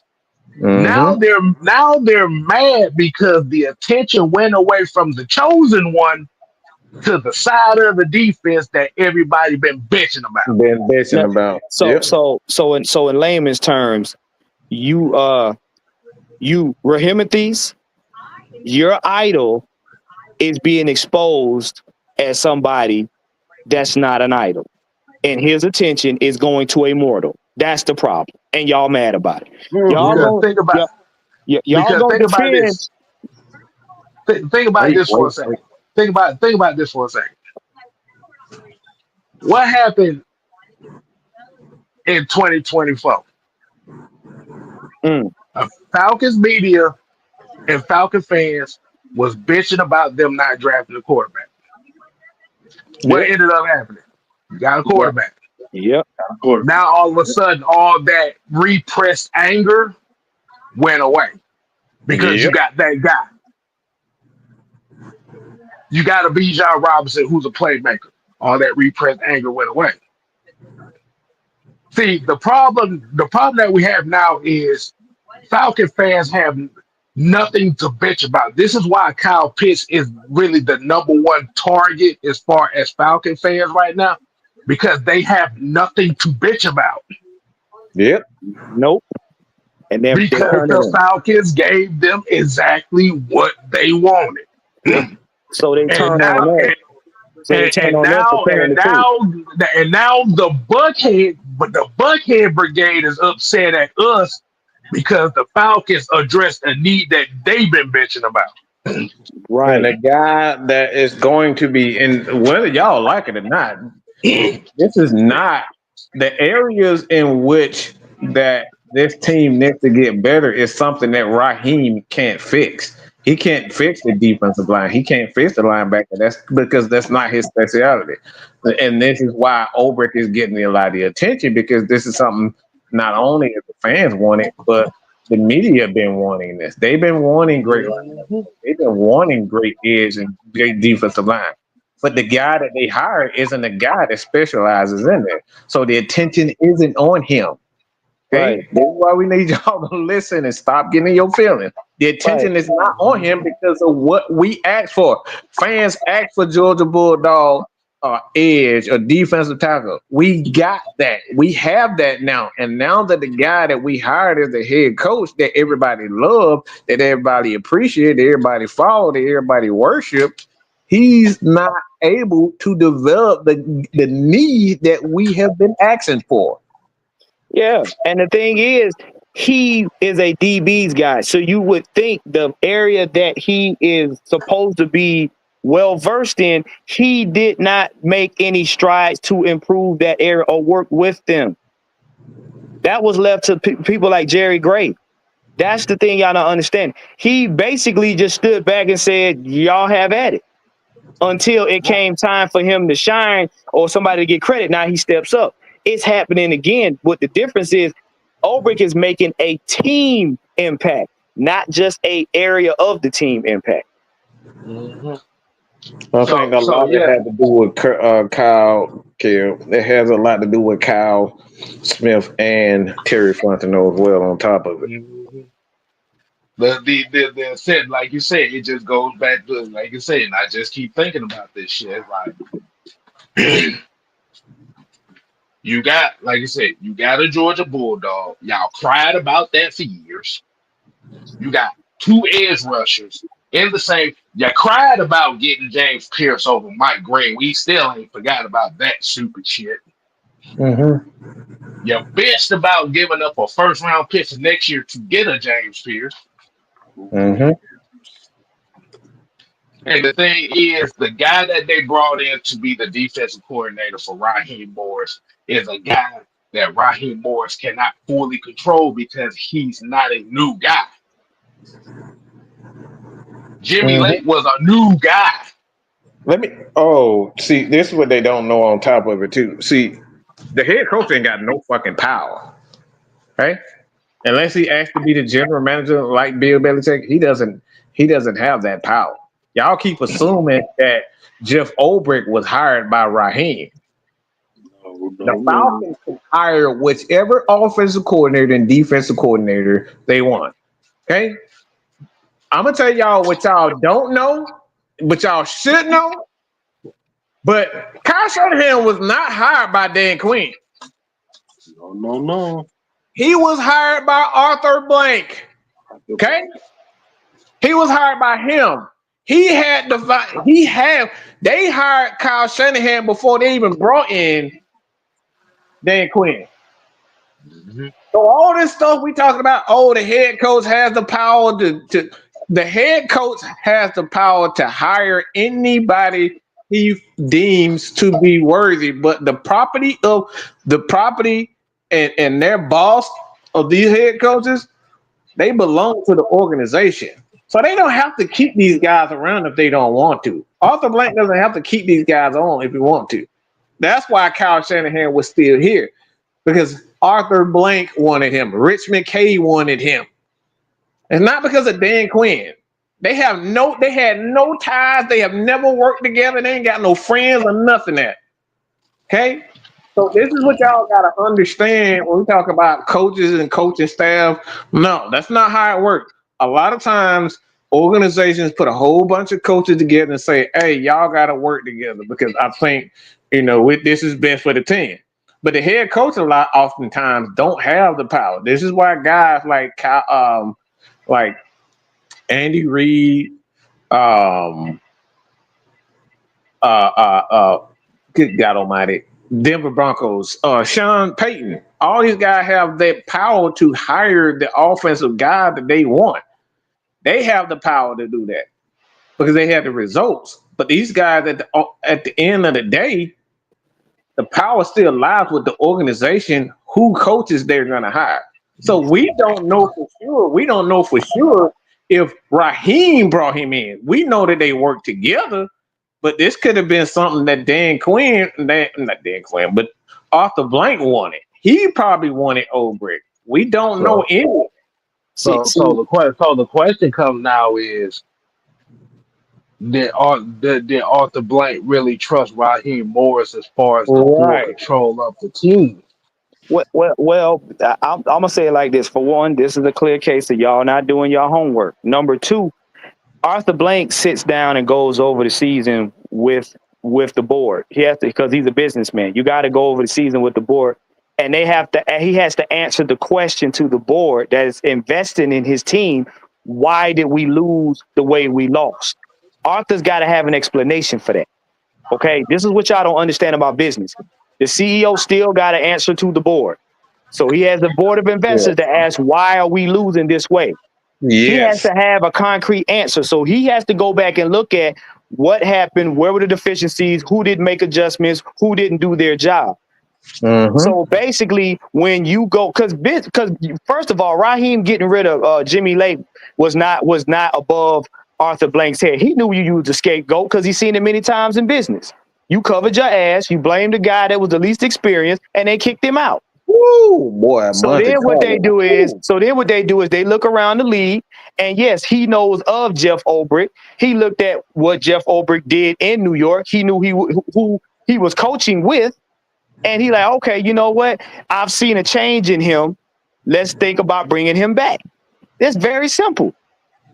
And if you notice how everything is in these press conferences, Raheem has toned down his boast mentality. Why? Because Arthur didn't have to talk with him. They know you're not gonna fool no billionaire on why the fuck your team ain't doing right. He knows. He knows. Y'all can get mad all you want. He knows. So he's gonna put somebody in there that's gonna go to work. And he gonna sit back and watch to see if the team wins. So he can go back to his investors and say, yeah, we can do this, we can add more people on, we can get more sponsors. It's all about keeping money in-house. Y'all don't understand. If the Falcons would have did their job last season, we would have had a home playoff game. That means a lot of money would have came to the bins. All right, let me let me show y'all something real quick because I want to read off something. Oh, hold on. Give me a few seconds. Because this is it's funny that people say stuff like this. But Kev, do you for one, when did Jeff Ulbrich become the Atlanta Falcons? Defensive coordinator. When did he get with the Atlanta Falcons? Do you remember? The first time or this time? The first time. The first time, I think it was right around 2015, 2016. Well, it might have Indeed. been. Okay. Indeed. So if Arthur Blank didn't bring him in, then why is he with the Atlanta Falcons now? Because Dan Quinn is no longer here. That part. You see? Mm. Dan Quinn ain't here. Mm. Right. Dog Rule said Arthur Blank didn't hire Jeff Ulbrich. These are your words, sir. I didn't know you knew Dan billionaires Quinn personally. ain't here. Dan Quinn ain't here. So if it wasn't an Arthur Blank, so who was it? Let's just say is it Rich McKay? Because if it wasn't Arthur Blank, then Rich McKay is the guy that's still in charge. We're gonna point the finger at him, or it's Arthur. It's only two people. It's only two people at this point that was still there, or possibly three. With Raheem, but Raheem left. Jeff Ulbrich left to go somewhere else. Yep. So who? There's only a couple common denominators here. Both of those guys are still under his thumb. When one of those guys is somewhere else, and Dan Quinn. So it had to be Arthur Blank, or it had to be Rich McKay. Yeah. Now the board of investors don't have any control in day-to-day operations like the hiring and firing. Only thing they can do is they want to know that the team itself is bringing in revenue for the investment part that they put in, because investors want their money back. They have control of a business when you're not running it like a good businessman. They ain't got nothing to do with the hiring and firing of personnel. That's on the CEO or the president. Mhm. So The only now it's guy, because Rob is good friends. and based on that, the only guy that was around on both of those regimes is Rich McKay. Right, right. So what y'all gotta understand is what you saying lets me know you don't know nothing about business, because at the end of the day, Rich McKay could bring him in. At the end of the day, Rich McKay doesn't necessarily have to hire him. Arthur Blank got to say so at the end of the day. Out of all of it, he can bring him in and suggest him, give him an interview, but at the end of the day, their checks are signed by Blank. Mm-hmm. Their checks are Jeff not signed Ulbrich by was McKay. Their checks are signed by Blank. Jeff Ulbrich was in college before, so they weren't good friends. Okay? They weren't good friends. They got to know each other when they came to the Atlanta Falcons. Jeff Right. Ulbrich came Because to UCLA. for those that keep forgetting that Jeff Ulbrich was like a 12-year veteran in the league, Yes. There you go. There you Right. go. who has played under such guys as Mike Singletary, who has been in the 49er way as far as defense, as you The know. 49er guy. Yeah. Mhm. Yeah. He's got into the damn thing the right way. Yeah. I mean, Raheem came in as an intern, as a DB's guy, intern on the Tutter Dungeon, which is a good thing too. But the biggest difference between the two is, as much as people are going to love Raheem because of him being a personal guy, but people are going to respect Raheem. They're going to respect Ulbrich more because he was a guy that actually did it at the highest level. Yep. He got it through the mud. Raheem didn't play in the NFL. Right. Ulbrich did. Yep. Raheem And was for, more business. and for those that don't remember, he was on that 49er team that had Bryant Young, Derek Smith, Julius Peterson. It was him. He also played with Patrick Willis. Remember, safeties. Dante Whitner. Remember, corners. Mm-hmm. Dante Spencer. Remember, Anthony Adams. Them 49ers defenses at the time that he played were pretty damn good. Mm-hmm. Yeah. Yeah. And who was their quarterback, Kev? Top in the league. They had a lot of bad quarterbacks too. Yeah. Lord have mercy. But the most consistent one he had was Jeff Garcia.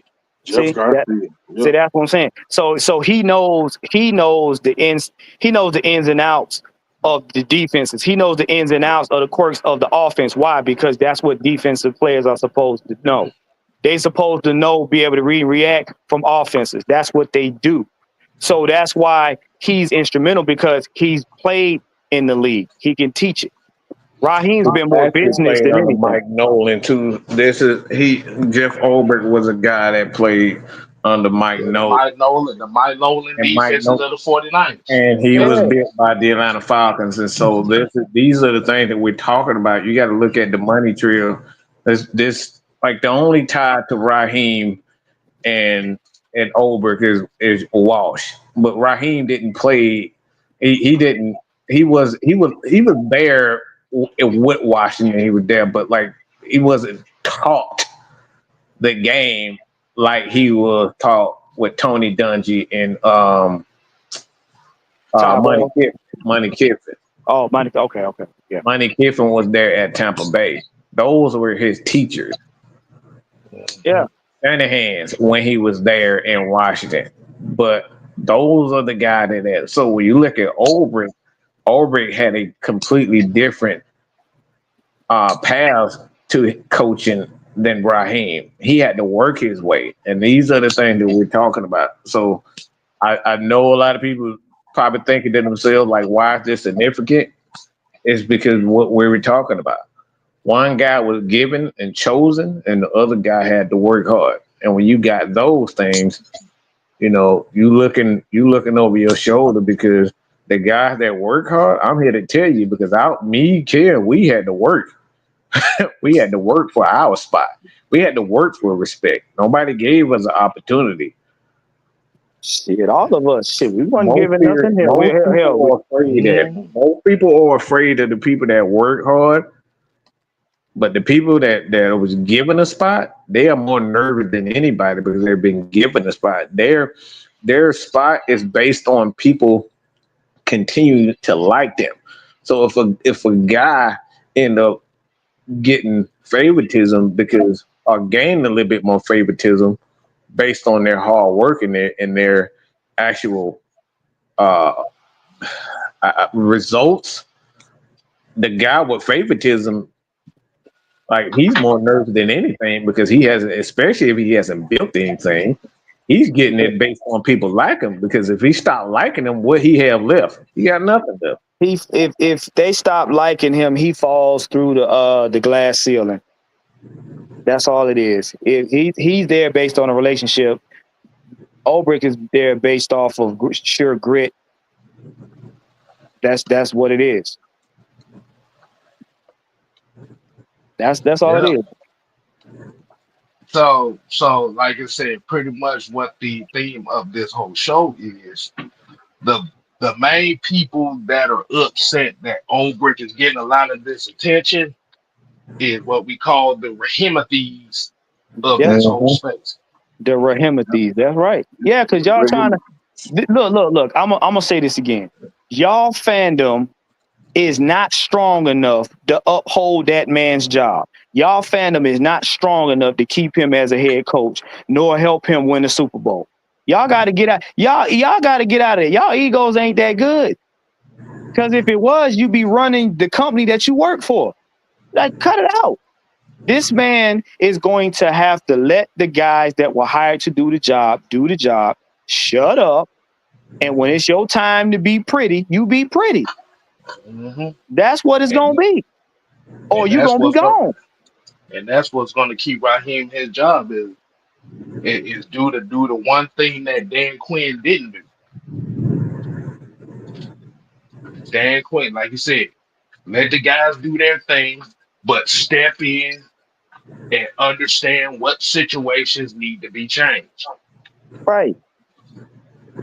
This is what got Raheem Morris in a lot of hot water last year because, like you said before, when situations got bad, you didn't step in until it got to its absolute worst. Like Yeah. you said, the Kirk Cousins situation. Oh, listen to this. Read that, kid. Let's see. Who said this? Who said this?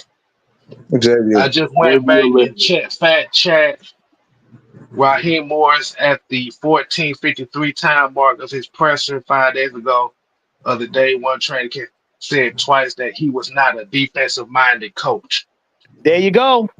There you go. So I'm about to double down on Mike's thing. When Mike would ask y'all, what does Raheem do well? And I used to sit up He there just and told say, you. when I He used to sit up there just saying told photo ops, that right there plays. Guess what? He has been humbled to the point where he understands I can't coach the defense. Hence why Jerry Gray runs the DB room. Hence why Jeff Ulbrich is going to you. be over the linebackers and the rest of the defense. Why? Because that's what they did. Raheem was more business. He was Raheem. Hold on. Let me play it. Hold on, Go kid. ahead, I go ahead, want to go ahead, play it. go ahead. I Do your want to play thing, it. do your You thing, know what I'm saying? do your thing. He was asked about this. This is Raheem, and this is what I'm talking about. Years again. I mean, that's Can like y'all hear rookies. yeah. Like what we think, right? Watch all of those guys just come out here and establish themselves along with their veteran leadership, the flows, the AKs, and out there on the edge. And let's find out what we can do and how we can rush the passer better. That excites me. And because you're a defensive coach and there are so many I'm not. and because defensive minded coach, how's that? I'm not. And because there are so many question marks on that side of the ball, how much do you welcome that in training camp? How much do you enjoy that? I do. You hear it? Yep, He I'm not. doubled down on him saying, don't y'all ever in your motherfucking life come at me about no goddamn defense ever again. You heard it from the horse's mouth where he said himself that he's Yeah. not a defensive-minded coach. All this bullshit that y'all been pointing at us at AFN talking about, we don't know, he built this defense. He just told y'all 2 fucking times that he's not a defensive-minded coach. He's not a defensive coach. He told you that. Dog's rule is time to pack it up and go back to UGA because you wrong again. You just heard it out of his mouth. See, and like you said, and that right there becomes an issue because if he's not a defensive-minded guy. So the question that I have is, with you being a defensive-minded guy, why the fuck did you bring a defensive coordinator that had no experience? No fucking experience. Last year. Guess what? What did I say? Because collectively you were down there trying to figure it out throughout the season. Hence why we had a sharp uptick in the beginning and then we fell off. Why? Because your expertise, that's where your expertise ended, and you was trying to figure it out on the way down. I said that. Because the thing is if you're not a defensive-minded coach, the first thing that will be thought of is you're going to bring in somebody who is a defensive mind that can run that side of the ball and has experience. There you go. There you go. Yeah, but guess what happened? When your job is on the line and you know you screwed up, guess what you do now? You play by the organization's rules, which is we're going to get a competent defensive coach. You stay out the way. You just be cute, and that's what he's doing right now. Question. I got a question for everybody on their panel. What's up? If you're not a defensive-minded coach, then why do you think that he brought in a guy that inexperienced? Because he tried. It seems like he lied on his resume. That's how I see it. How you guys see it? Well, yeah, because remember what I said? Raheem Morris last season was the smartest cat in the room. Okay, until he couldn't figure out how to make adjustments, he was the smartest cat in the room, so it looked good in on optics. Jeff Ulbrich it came from a place where hey, they do that. If I'm not good at something, guess what I do? I hire people to work for me.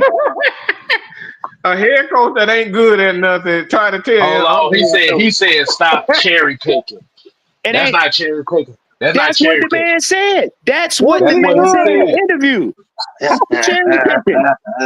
You cherry listening. Don't get mad. No, he didn't. No, he didn't. No. The thing is, when she asked the question, she asked, "Are you a defensive coach?" She didn't say, "Or were you the defensive coordinator?"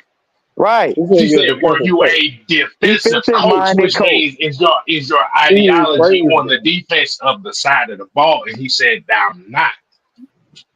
Right. But see, the thing is, he's not his skill set right now. He ain't a defensive coordinator. He's a head coach. But if you start out talking about you a defensive type guy, you a DB guy, and then we find out you're not a DB guy, that is the reason why you barely heard about, Jerry Gray. Jerry Gray, like, okay, but he don't know more than me. So Jerry Gray can step back. Yeah. Now the question is, and I'm gonna go back to what Mike said earlier. So okay then, geniuses, if this man ain't a defensive-minded coach, then who hired Jeff Ulbrich? Then what is he good at? I don't even want to know. Leo asked the question right here. He said, "Here you go, right?" He said, "Last I checked, head coaches have some experience in something before they become a head coach." That part. So the thing is, if you admitted in an interview that you're, like you said, she didn't say, "Were you the defensive coordinator?" She said, "Are you a defensive-minded coach?" Right. And he said, "I'm not." Right. So everybody knows Dan Quinn, supposedly defensive-minded coach. Okay, what else? Arthur Smith, offensive-minded coach. Mike Smith, defensive-minded coach. Everybody knows that.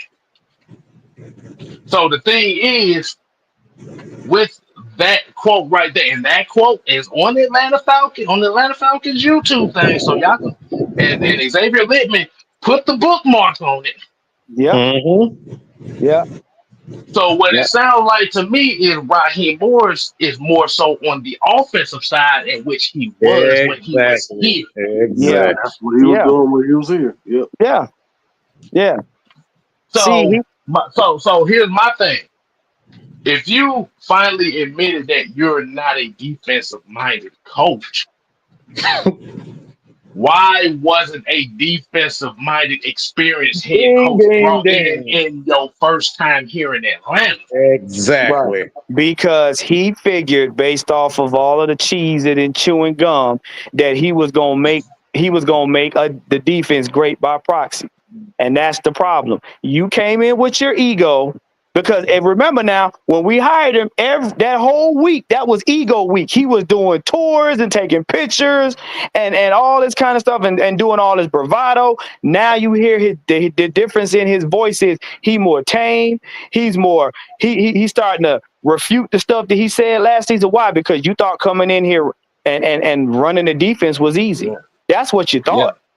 You thought running the defense was going to be a piece of cake, and you found out it wasn't a piece of cake. The problem was he was the chosen one. Mm-hmm. He was the chosen one for the city. So what ended up happening was, since he was the quote unquote chosen one, he could do whatever the fuck he wants. So he brought in an inexperienced guy that that was supposed to compensate for what he lacked in.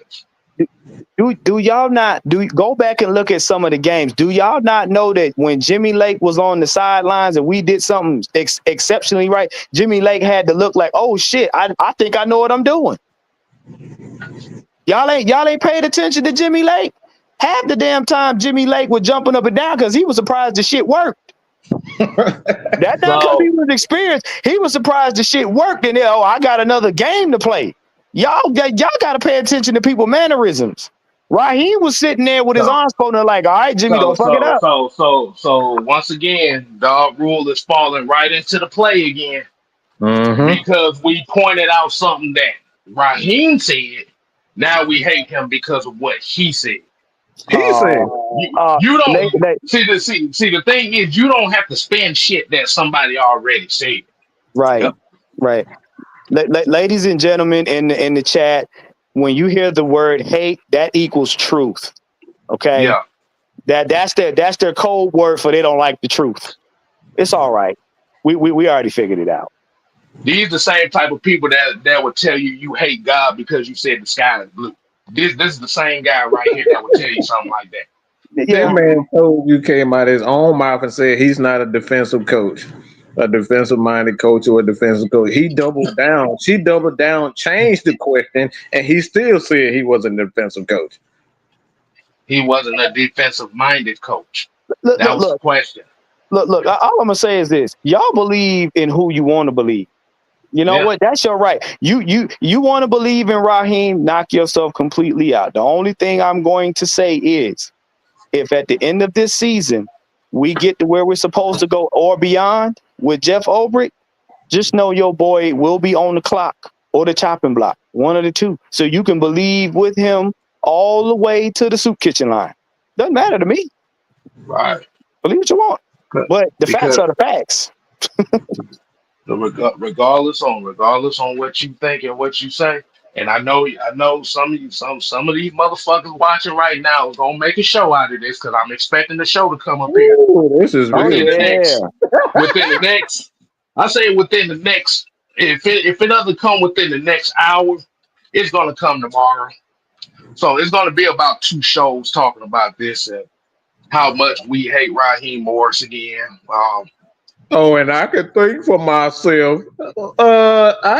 We didn't think. All we did was repeat what he said. Now we not thinking. Exactly. Surely you were thinking for yourself because you the one that came up with that land of make believe stuff you was talking about. So yeah, we know you So can think for so yourself. so let this be an example because the guy who he deemed as his God, which is Raheem Morris. This is his God now. Rahimothy. Rahimothy. This is his God. This is the same thing this is the same conversation when it pertains to quote unquote favorite players. Mm. When the conversation is about what he said within himself, you see how he turned the conversation to y'all hate him because Yeah. we are talking about what he said. You know what we call that, Tiff? He's what do you call that? Deflection. Deflection like a motherfucker.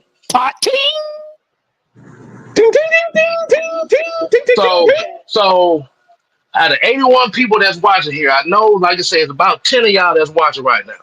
So I'm gonna be tuning in the YouTube, Facebook, and Twitter streets. I'm expecting I'm expecting a rebuttal video here in the next couple days. So I'll be on the lookout for that. All right, so what did he mean, dog? Like, because you keep telling that context matter. What did he? Because you keep telling us we got it wrong. So what did we get wrong? What did we get wrong? Yeah, hold on, everybody, shut up. What did we get wrong? Because you said context. Let's get the context up. We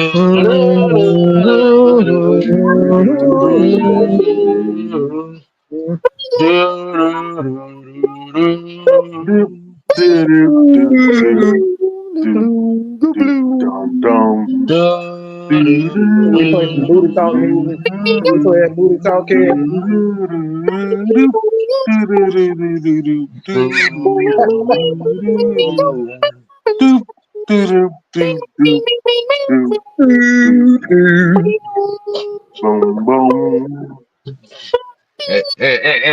Boom, boom, boom, Boom, boom. boom.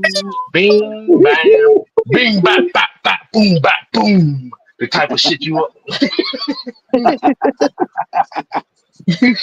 That was the Bob Ross interlude. That was the Bob Ross Lamar's interlude right there. Welcome to the nigga version boom, bap, boom. He said the nigga version. welcome to the nigga version of Elevator. I mean, we just wait. Like I said, I just want to see what the context we mixed on. We mixed. I want to see this. Mm-hmm. Because look, I'm willing to admit when I'm wrong if I got it wrong, but I need to know if you have the answer. Prove it. We want to know. You have to prove it. Because you had a fellow watcher that was in this chat that called it and basically said the same thing. Mm-hmm. Sam said this ain't making the band. No, sir, it's not. We're not dealing with I ripping that rhyme. I rhyme and I rip. I like the way that Dylan spit. I got it. Oh no, not Dylan. Please don't speak on Dylan.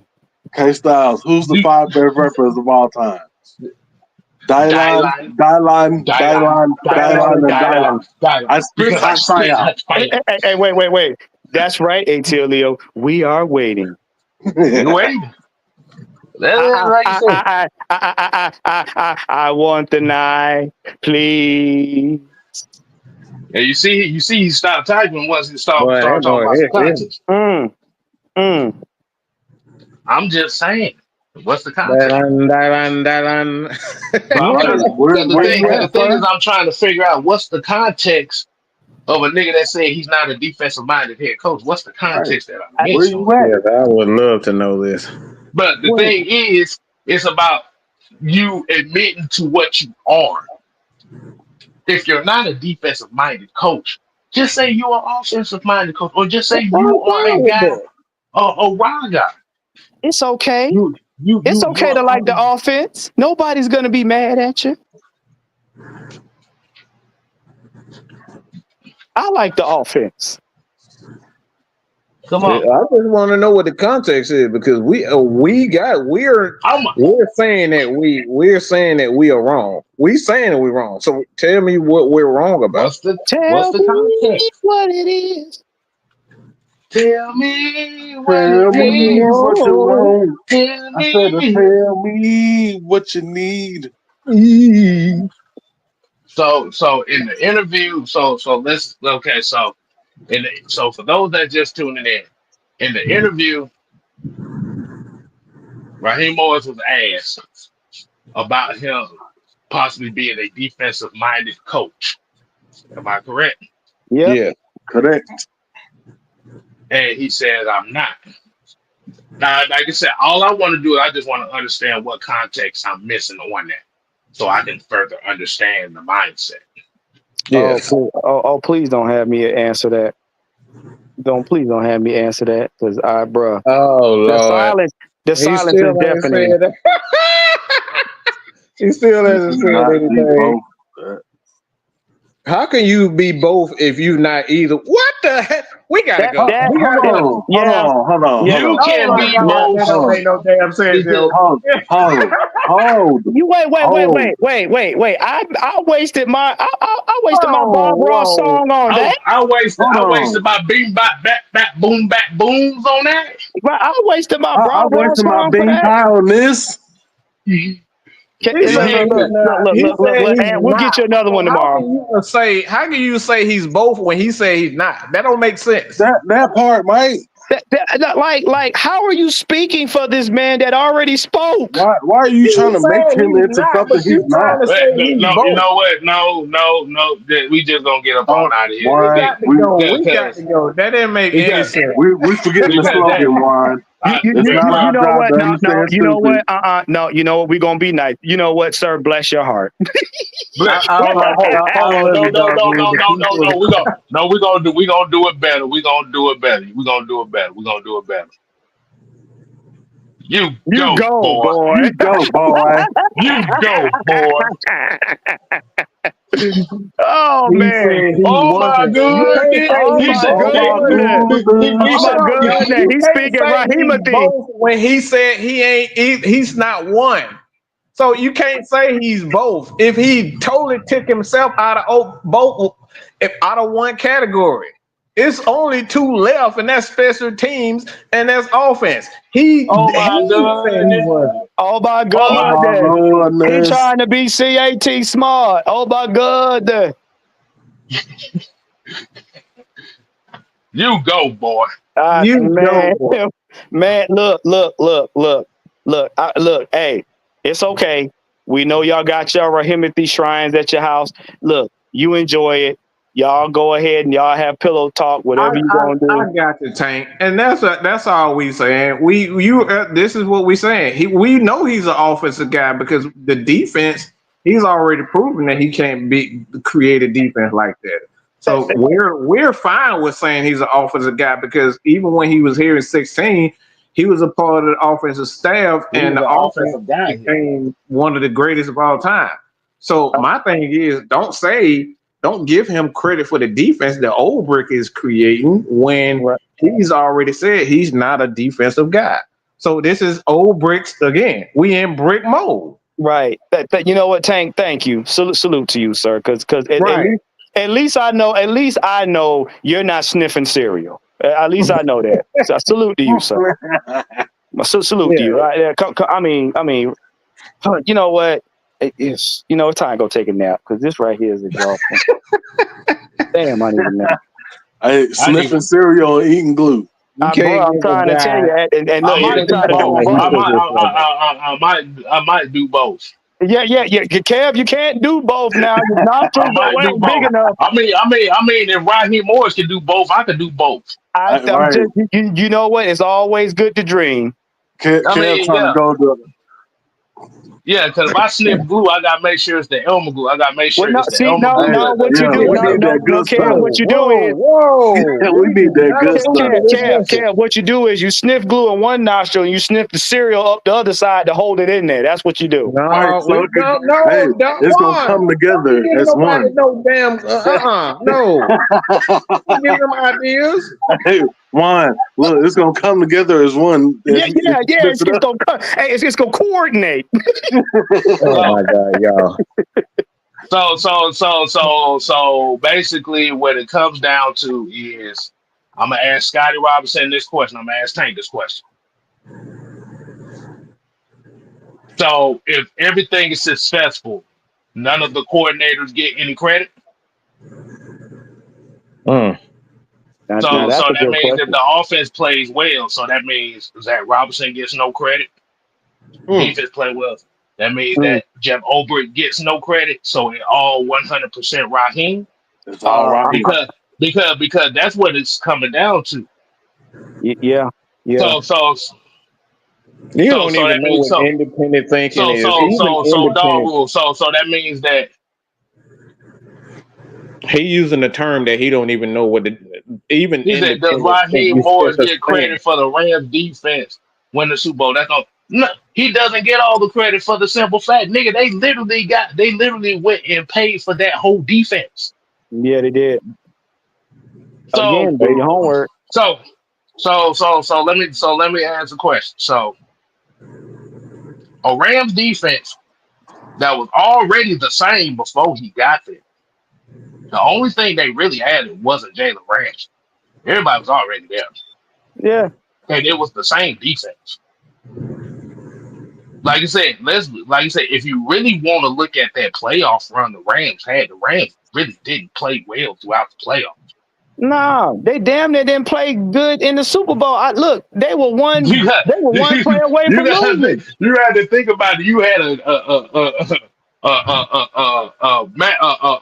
Matt Stafford interception that should have got caught that didn't got caught was the only reason they kept him in that damn playoffs that year. Yeah. I said it before Aaron Donald got pissed. I was telling everybody, I'm telling everybody, I said, all right, be careful now. Y'all one mistake away from losing. Because Cincinnati had kept running that ball, it'd have been a wreck.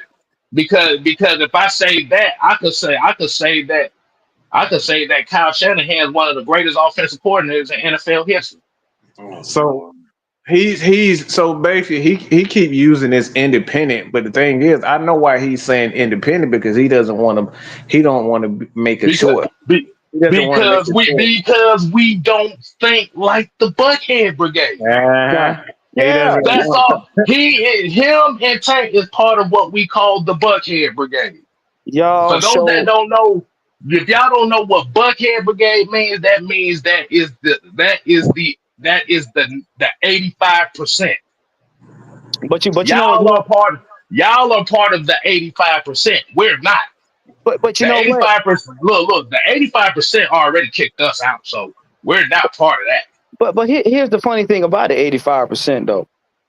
85% of y'all too lazy to do homework to combat the facts that we bring to you on this show. So y'all just here to argue. Y'all ain't here to prove no point because you ain't got one. Even if you're an independent thinker, you still have to stand on a side of something because you're not independent if there's nothing there. And that's the whole point. But you got to stand somewhere. But I will say this. You can say Raheem won the Super Bowl as a defensive coordinator, but when he left the Rams got better. Mm-hmm. Just think about that for a second. They got better with less time.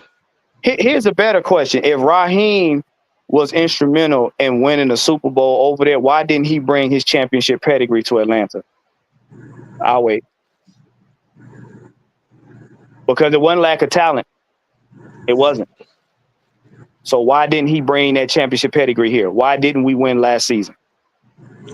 If that's your boy, no. If that's your boy and he's so great and he won a Super Bowl with another team, why didn't he bring that championship stuff here? Because if you say that because we didn't have the players the Rams had, then you're basically destroying your whole argument with that. Ooh, yeah, because you're saying we don't have the players, and now you're trying to give a guy that had the privilege of having great players. You're saying he was only a great coach because of the players. That's what I'm saying. Yep. Yeah, Yep. like I said, like you said, that's a good question, Juan.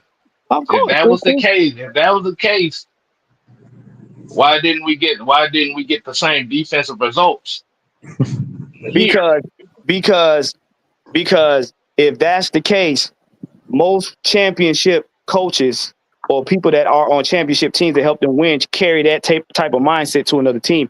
They can do that and replicate it on another team. So if Raheem is so great, last season should have been a slam dunk for the Falcons. Hold on. I got another thing. If he was such a great defensive coach with the Rams, why did the Atlanta Falcons have him on the offensive side of the ball?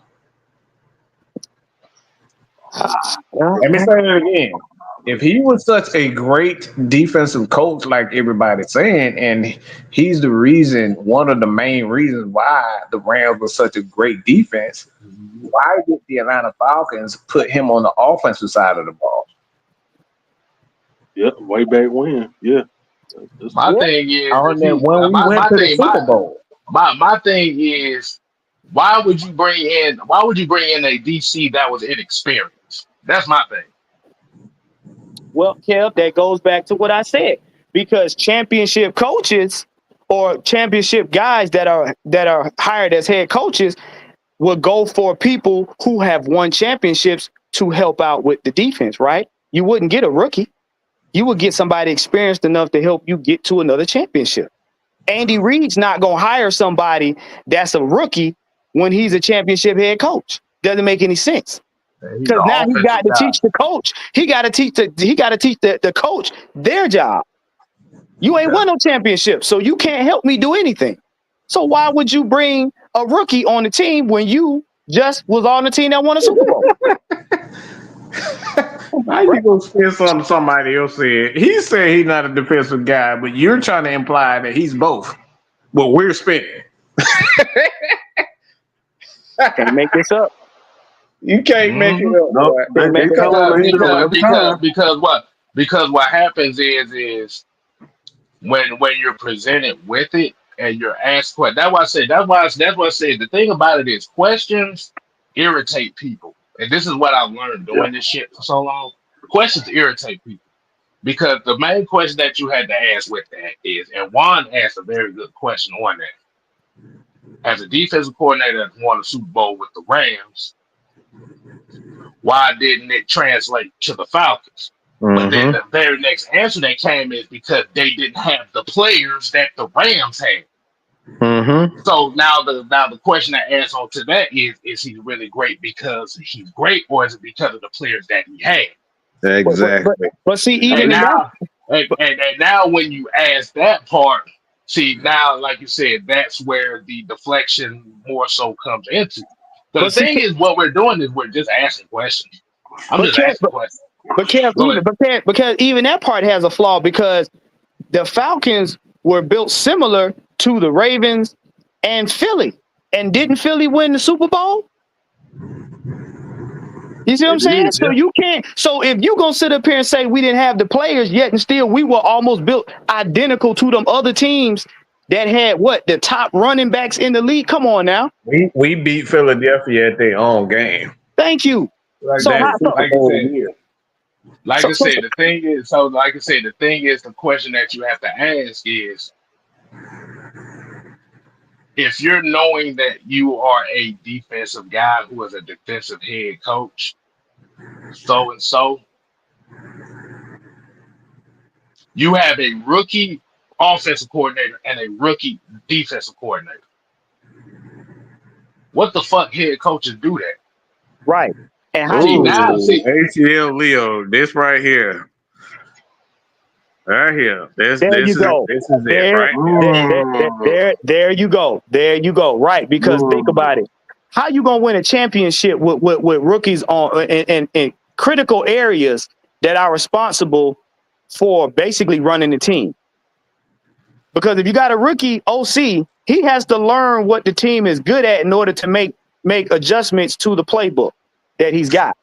A DC has to do the same thing on the defensive side of the ball. So if they're not experienced, how they gonna win you a championship?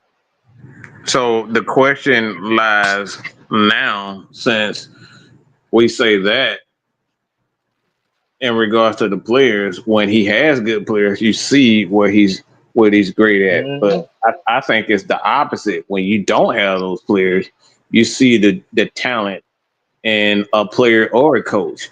Because it's easy to say you're a great coach when you got Tom Brady and when you got Matt Ryan and you got Julio Jones, but when you got a Ray McLeod and you got, and I'm not trying to say Xavier Worthy isn't a good, but he's not a great wide receiver. Like, he's getting there, but he's not there yet.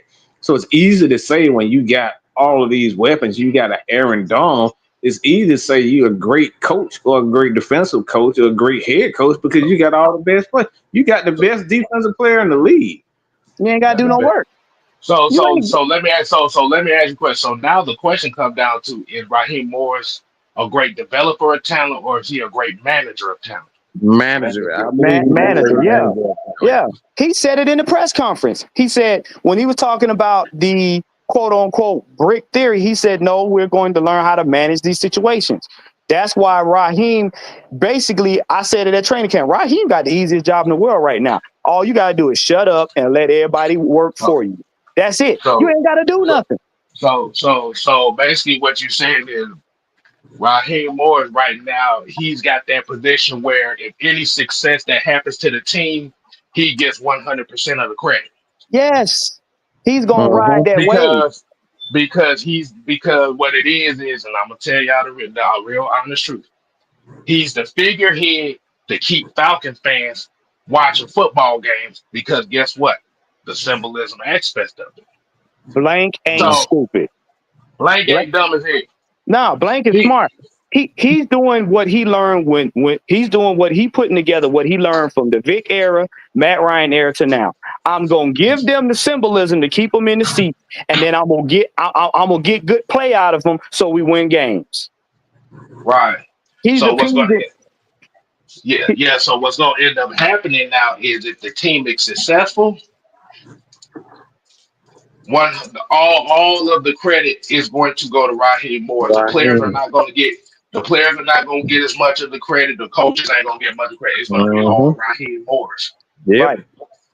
Right. And what that does is that's going to feed into the national narrative that Raheem Morris is the only reason why the Atlanta Falcons were successful. And then what they'll do is they'll ride off the fact that other teams want Jeff Ulbrich on their team and the Falcons hold on to him. So that's going to keep the Falcons in the spotlight because people are going to be like, well, the Falcons going to let Ulbrich go or they're going to keep him. That's to keep money in the pocket. So basically what's going to end up happening is the Falcons are going to be renamed the Atlanta Raheems. Pretty much. The Atlanta Raheemathies. The Atlanta Raheemathies. Mm-hmm. So now, on the flip side of that, if it doesn't work out, they're going to blame Ulbrich. Mm-hmm. So basically, Raheem is going to get the credit. Ulbrich and Zach Robinson going to get the blame. Yep. That's it. Because you got a rookie quarterback that everybody loves. So if the rookie quarterback doesn't play well, guess who gets the blame? Zach Robinson. Right. If the defense doesn't play well, Jeff Ulbrich. Because guess what they're going to say? We got you the players. There's plenty of talent. Y'all almost made it last season. What happened this season? The only thing they may say about Raheem is, well, Raheem, why you ain't get Jeff Ulbrich in check? That'll probably be his only scandalous line. Why you ain't get Jeff Ulbrich in check? Other than that, it's gonna be on Ulbrich. Mm-hmm. You know what is going to be the worst part about it? If they fail, and guess what? The number one person they really going to blame is Terry Fontenot if they fail. Of course. Boy. Oh, yeah. Of course. Oh, yeah. It's going to be this is how it's going to fall off. The Falcons make the playoffs. The number one person that's going to get the credit is Raheem Morris. Yep. If the Falcons don't make the playoffs, the number one person that's going to get the blame is Terry Fontenot. Yeah. After Terry Fontenot gave the Falcons fans exactly what they've been wanting for the last 3 drafts. And they couldn't get rid of Kirk Cousins' contract. And now guess what? Right. And they're going to hang it on the fact that we gave away our future first round pick for this loss. This loss, they're going to hang the whole season on a first round pick that we gave away. What is it? So essentially, what you're saying is basically everybody's asses is on the line this year. So they ain't got a motherfucking choice but to be edgy. They ain't got a choice. Right. Y'all see Terry Fontenot? He was smiling.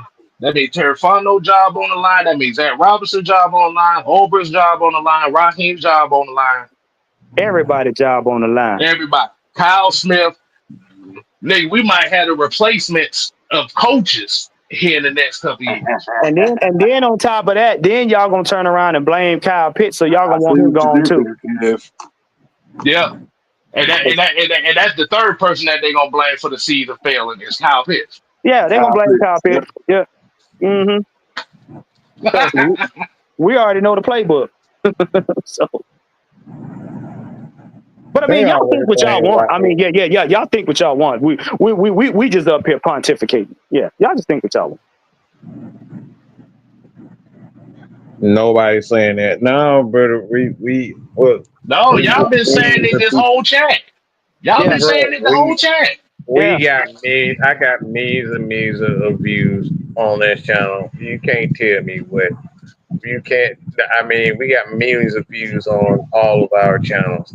You can't tell us what we've seen because we do this damn near 5 days a week. They ain't near 5 days a week. We got shows 7 days a week on our. So we know what we see.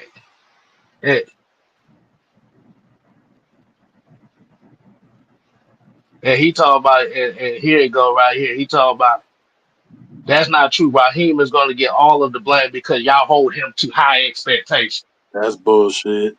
Ooh. No, we just hold him to the same expectation everybody else. Yeah, it's high expectations. Like I said before, the problem is he ran his mouth when he came in here talking about we was going to run the South. Right. He did that. He came down here and said we was only a quarterback away and got 2 of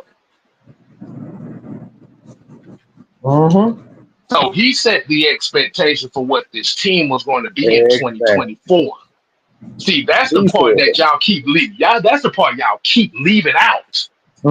He said all this.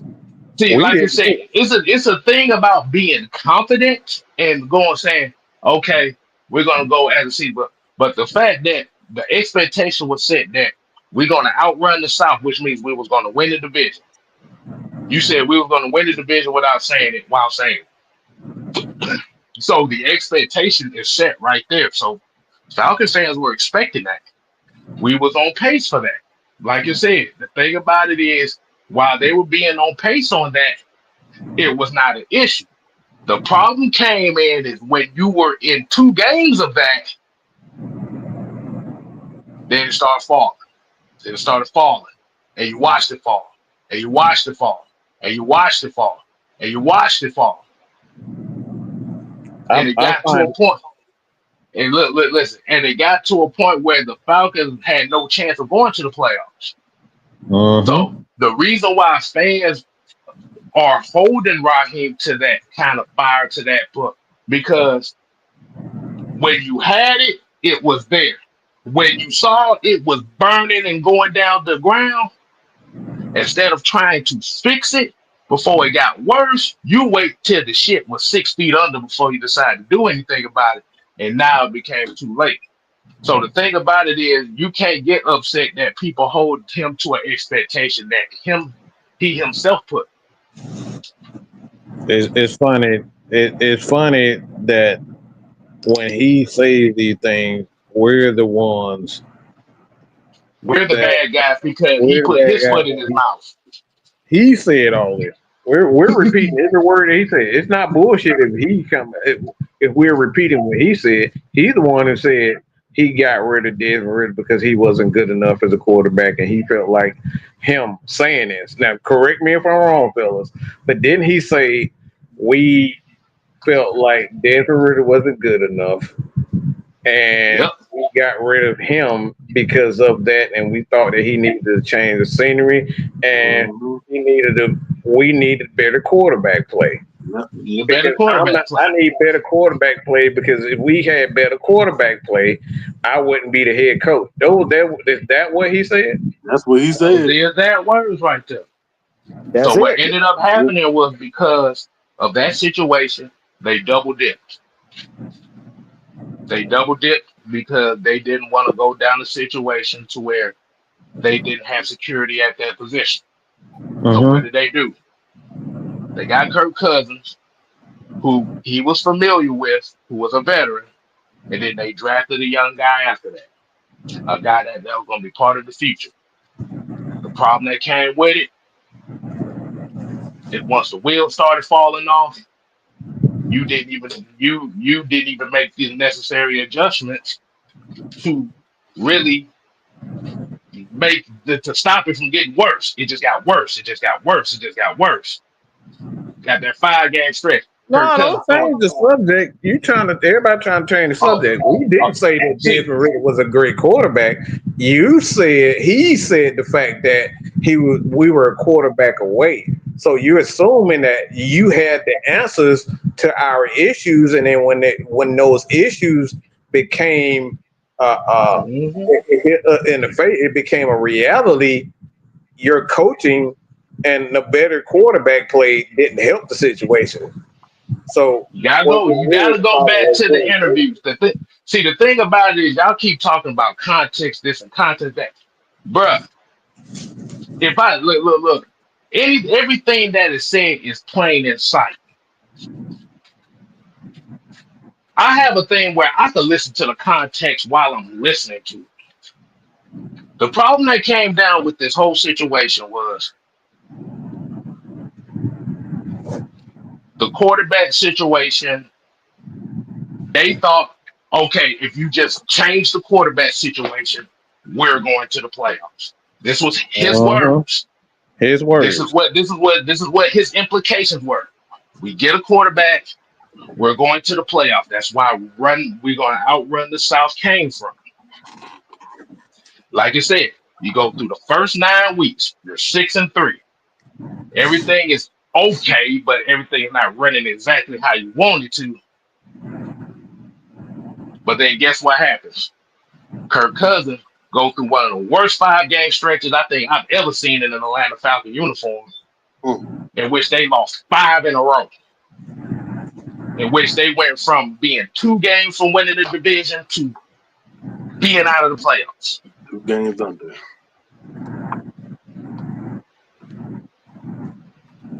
We saw a defense that couldn't buy a sack for 10 weeks. The next 5 weeks they played the best sack team in football. And then the last 2 games, they couldn't buy a sack either. Rather, you're talking about X's and O's and stuff like that. These are the reasons why people give Raheem a lot of flack. It's because of those adjustments when the bar that you said was not met. Let me ask them a question.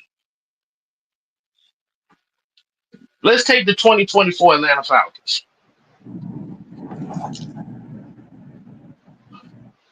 Would you say that the 2023 Atlanta Falcons were the better team? Or would you say the 2024 team was better? I'm going to ask everybody that in the chat. Was the 2024 Falcons team better than the 2023 Falcons?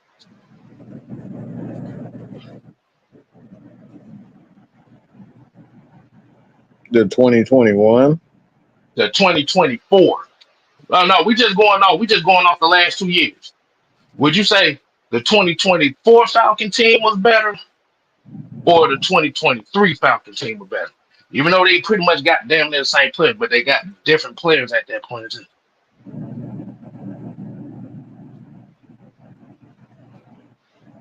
Blue said, my brain don't even go back that far.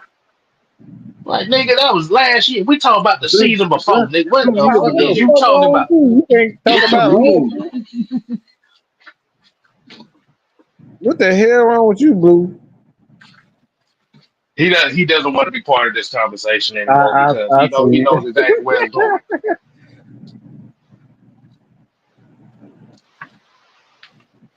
So if that's the So case, again, he fell right into it, Kim. he fell right into it. So he He said the fell right into 2024 team was better because it didn't have Desmond Ritter. So why the fuck they want one more game? it. Ah, Oh God. So if the expectation was the Got him. 2024 team was better because they didn't have Desmond Ritter, how the fuck we missed the playoffs the very same way with one game? We had two better quarterbacks, not again. We had two better quarterbacks than Desmond Ritter, and Hey, we hey, still hey, missed the hey, playoffs. like Juice said, coaching matters.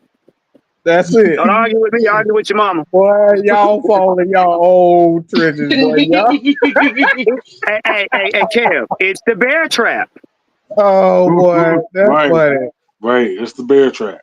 It's the bear trap. Y'all fall for that bear trap every time. He talking about the reason why is because Kirk Cousins was playing hurt.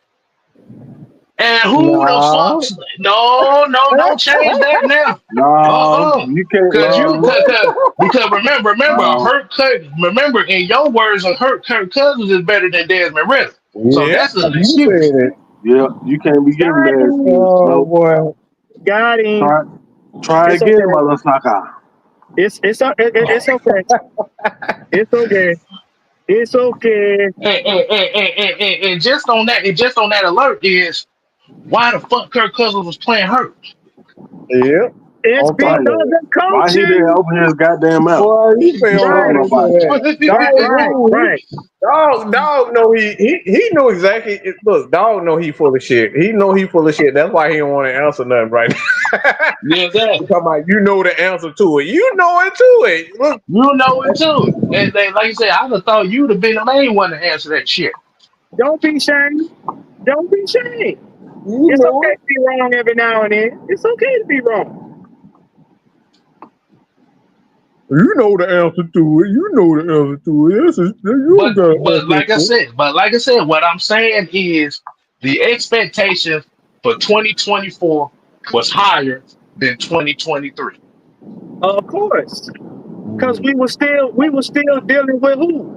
What were we coming off the heels of? You sound stupid as hell, y'all. Look, you can't make this stupidity up. He love Raheem for not getting us to the playoffs, y'all. Y'all hear that shit? Y'all see He that? said, I blame Raheem for not Not making a doing it. switch. I've said that plenty of times. You cannot make But this. but You cannot make this. You can't make but it that's up. that's what I'm talking about though. That's what I'm talking about. We said that plenty of times, but y'all have argued us about that. But then Yeah, when you say it, you feel like it's cool to say it. it's What? cool. That's interesting.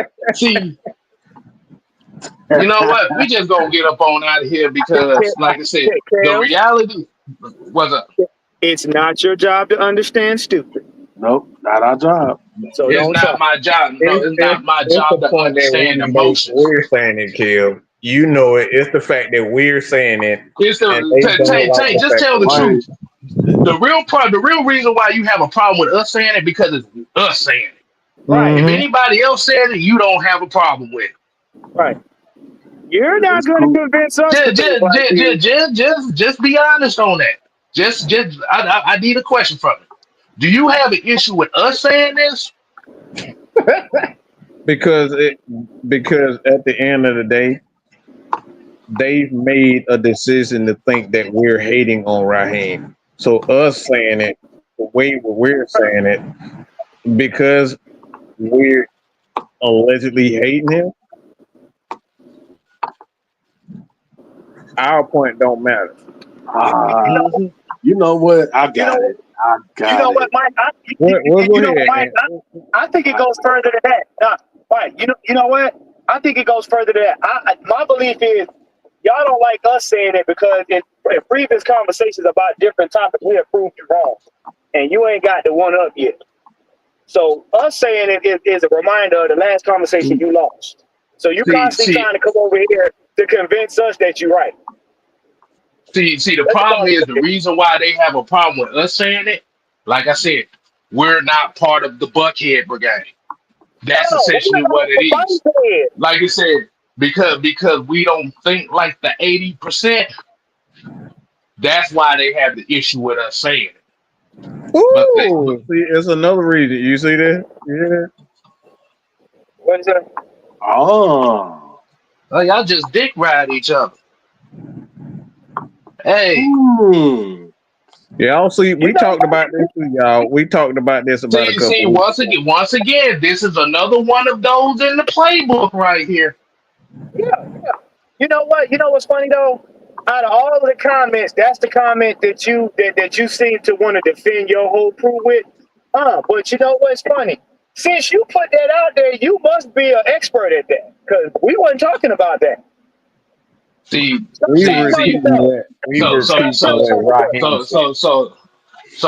So basically repeating from what Raheem said makes us a bunch of confessional dick riders. In his words, made that make sense. Make that make sense. Coming from the guy who probably is expert in frogging style. So sit your stupid ass down. But oh no, now we not no, you see, we just said, damn. It's because there you go. You see, boy, y'all fall right into it every fucking time. That's it right there. Go ahead and read it, Mike. He says, I never said Ryan was above criticism. I just don't believe y'all are in good faith when it comes to him. Why not? He's losing. Why? How is it that a guy can lose, a guy can win in Matt Ryan, and then a guy who's not even getting wins with Matt Ryan, with Raheem Morris, because we're not winning with him. We were winning with Matt Ryan and Dan Quinn and Mike Smith. But a guy that's not getting those wins, this guy is praised, but the other guys weren't getting praised. Because how is that not good faith in our? That's how does that make sense? Because he is the chosen one. He's the chosen one. You cannot criticize the chosen one. This is the same thing with the Lamar Jackson conversation. Oh boy, this is so fun, y'all. This is the same thing when it comes to Justin Fields. This is the same thing when it comes to Joe Burrow. This is the same thing that comes with Josh Allen. If you criticize the chosen one, you're going to offend the majority. And the problem that they have with us is we're willing to criticize or give critique to their chosen ones. Yep. But here's the funny part about it. They'll give their critique on us about people that we like. Mm-hmm. But they don't want us to critique people they like. You say we speaking bad. How is saying he's a loser because his record says so? He's not a winner because his record says so. First of all, I didn't even say he was a loser. I said I said it several times. You said it. I said that the expectations was set as soon as he said we was going to outwin the South and we was a quarterback away from making the playoffs. So he said that. I got this. I got a question. All right. So if winning doesn't make you a winner or losing doesn't make you a loser, what makes you a loser and what makes you a winner? You know, it don't matter, Mike. As long as you look good, it don't, because there's no such thing. You are what it is. You either running or you not running. You either stand. As long as you make me feel good doing it. Make me feel good. It doesn't so you saying they monsters ball? They Holly Berry and monsters ball? They Holly make me feel good. So that's feel good. Why you doing it? You can't say that a guy's you can't say a guy is a winner when he losing. You can't say a guy a loser when he winning. That doesn't make any sense whatsoever. You can't say I'm in bad faith when he's showing you that he's a loser. How is that bad faith on any of our behalf? That doesn't make any sense. You either win a championship or you don't. You either win a game or you don't. You either You strike know a what, guy Mike? out or you don't strike him out. Go Mike, ahead. I know what the problem is. This is Go the ahead. problem. When it comes for us, we are too combative. Yep. It doesn't Yeah, we're too sound right. combative. It doesn't hear No, right. hold on. Can I do it? We're mean. We're mean. Yep. We're mean. That's all it is. We're That's all unruly. it We is. too niggly. That's That's what all they it got. The comes down problem to. is we're too mean. That's essentially what it comes down to. And that's the same thing everybody says. We're too mean. But the Mm-hmm. issue is, how can I be mean about something that the person that I'm talking about has said? They say them themselves. You He can't said make it this shit up. himself, man. He said he's not. He said it himself. The funny part about this is he set those expectations, not us. Yeah. And look, Ward always says, "It's not my job to understand stupid." Understand stupid. I just find it funny that I can't call a guy a loser hilarious. for being a loser, but I can call him a winner for not winning. Make that make sense. It's hilarious, bro. I swear. Bruh. Oh, this is hilarious, y'all. This has been a fun show. I ain't even gonna lie. This is fun. Oh boy, this is funny. I can't call a guy a loser for losing, but I can call him a winner for not losing for losing. So we're mean because a guy set an expectation and he hasn't lived up to it. Mm-hmm. He did. We're the supposed assholes because the dude don't know when to shut the hell up. Okay, stop. So according to Tank, Dog Rules, and Scotty Robinson, we're the mean guys because a dude set an expectation he didn't fulfill. Exactly. And we called him out on according to these guys, this is the reason why the Buckhead Brigade doesn't like us, because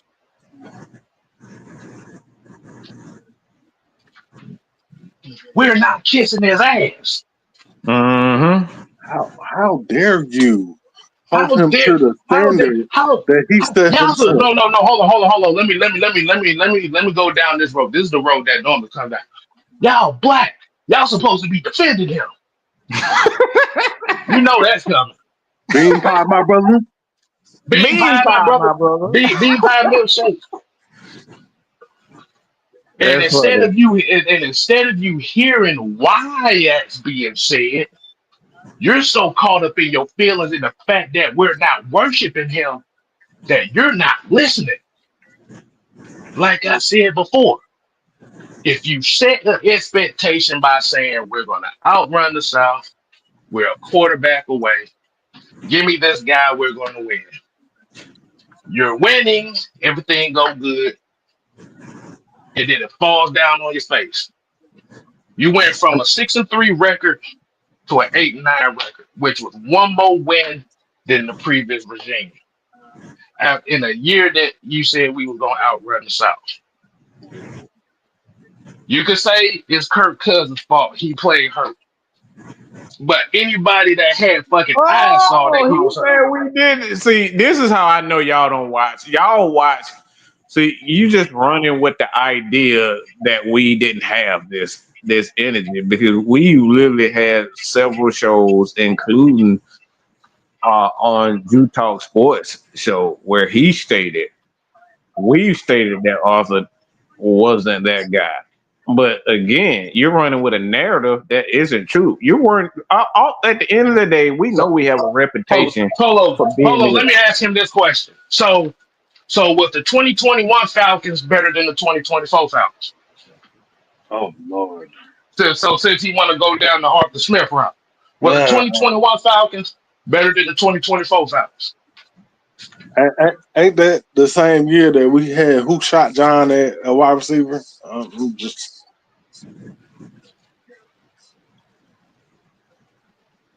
So since we go with that, That Arthur Smith narrative.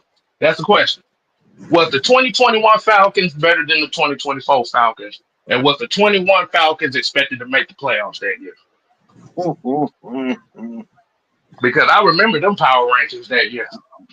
Big I hell. remember them power rankings. Good Lord.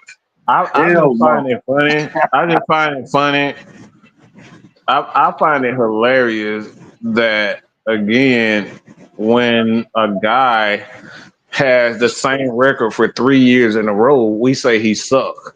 But a Mhm. guy that's See, supposed to take us to the see playoffs that?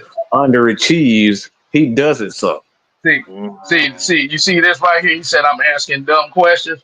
That's because I'm asking a question that you can't deflect from. He He can't can't answer. deflect from. He can't. No, it's not that he can't answer. He can't deflect from. That was it. I asked the question.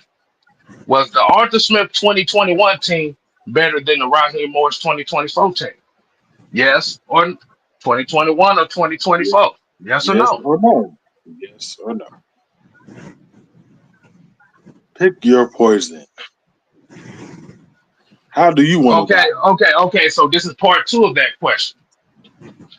In 2021, what was Mhm. the expectation for the team for the Atlanta Falcons? To get Per to the Atlanta playoffs. per Atlanta Falcon media, per NFL. Do anybody remember the rankings of the Atlanta Falcons that year? Actually, those next 2 years, actually, if you want to be real with It was to make the playoffs. Dog rules is saying completely different. No, everybody expect that team to get to the playoff with Kirk Cousins. You're not being truthful when you say that. it. No, because the expectation was that was going to be a 9-10 win team last year. Yes. Yep. And that was NFL rankings, that was Falcon fans and sports Yep. media that said that. Yep. Because guess why? Everybody Because said they that. went and That's got not Kirk true for Cousins. nobody. Yeah, he said, I get it. I get it. We were expected, Blue. I appreciate you for being honest. Yeah, Because we were expected to make the playoffs because we we was signed expected a quarterback because that we had signed Kirk Cousins. credentials. That's it. Because remember, the year before, the talk was we needed to bring in Lamar Jackson and we needed a quarterback. We was a quarterback away. So we Mm-hmm. brought in a quarterback. So we were expected with the team that we had to make the Mm-hmm. playoffs. So you can't say that nobody said that we weren't expected to make the playoffs because that's not truthful. That's not truthful because, like I said, the NFL rankings had the Falcons at least a 9-win team, 10-win team in 2024. Because the expectation was Raheem Morris was going to lead them to the playoffs in 2024. Now, if we compare it to 2021, they were the second worst team in football for 2 Mhm. years in a row. Mhm. So when we're talking about expectations here, How like I you said, gonna once again, acknowledge? You can't acknowledge almost wins. Like, see, this is where that bullshit come in. Y'all want to almost acknowledge wins. almost wins. You can't acknowledge. It's either win or loss. All You right, No, win or almost lose. it didn't ain't no count. almost won the Super Bowl. You either won that motherfucker, or you didn't. Almost don't count. Yeah. Kansas City almost won the Super Bowl before they took the first snap. Like, what are we Yeah. talking about? Like, what are we talking about? We almost like, bro. Come on, this shit is Come crazy. on, Come man. on, Now, man. What are we Kevin. doing? Now, Kevin, you're over there I'm wishing about on to a star. You're wishing on a wish star. upon a star, no matter who you Hey, are. you know what? Big Everybody Dope, gets what's a going on, participation man? trophy. Everybody Hey gets man, a we trophy. appreciate a lot of people that's in new. We really just shooting the shit. This is what we used to do with the Friday Night Madness. We just decided to give y'all some good football talk since the season is on. Yeah,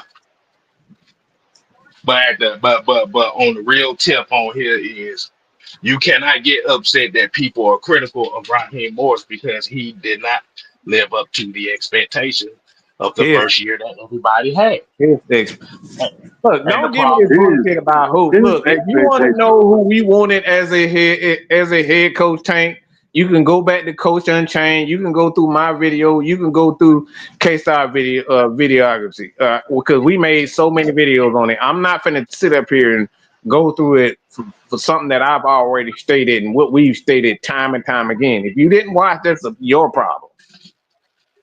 I'll tell you right now, I didn't give a damn who it was. Yeah. I didn't know But who. I didn't give a fuck who it was. We said Bill Belichick, like Tank being fucking stupid right now. This is why what Tank trying to do is this is basically what his playbook is. If it's a question or something or a conversation that he can't answer, he tries to redirect it to a point to where he can seem like he's the smartest. So he could say, yes, I got you on something. That's all he does is read. So what he would do is he would refuse to answer your question, but flip his question around to try to catch you in the aha moment. So basically, he's looking for his Kendrick Lamar, not like us moment right now. Dang, what you saying? Hold on. I've said several times that I wanted Belichick, that I wanted Kansas. Good God Almighty, Michigan. He just came from Michigan, but McMahon. Not McMahon. Good God Almighty. The brother Aaron Glenn. At Michigan. This is the perfect time to get them.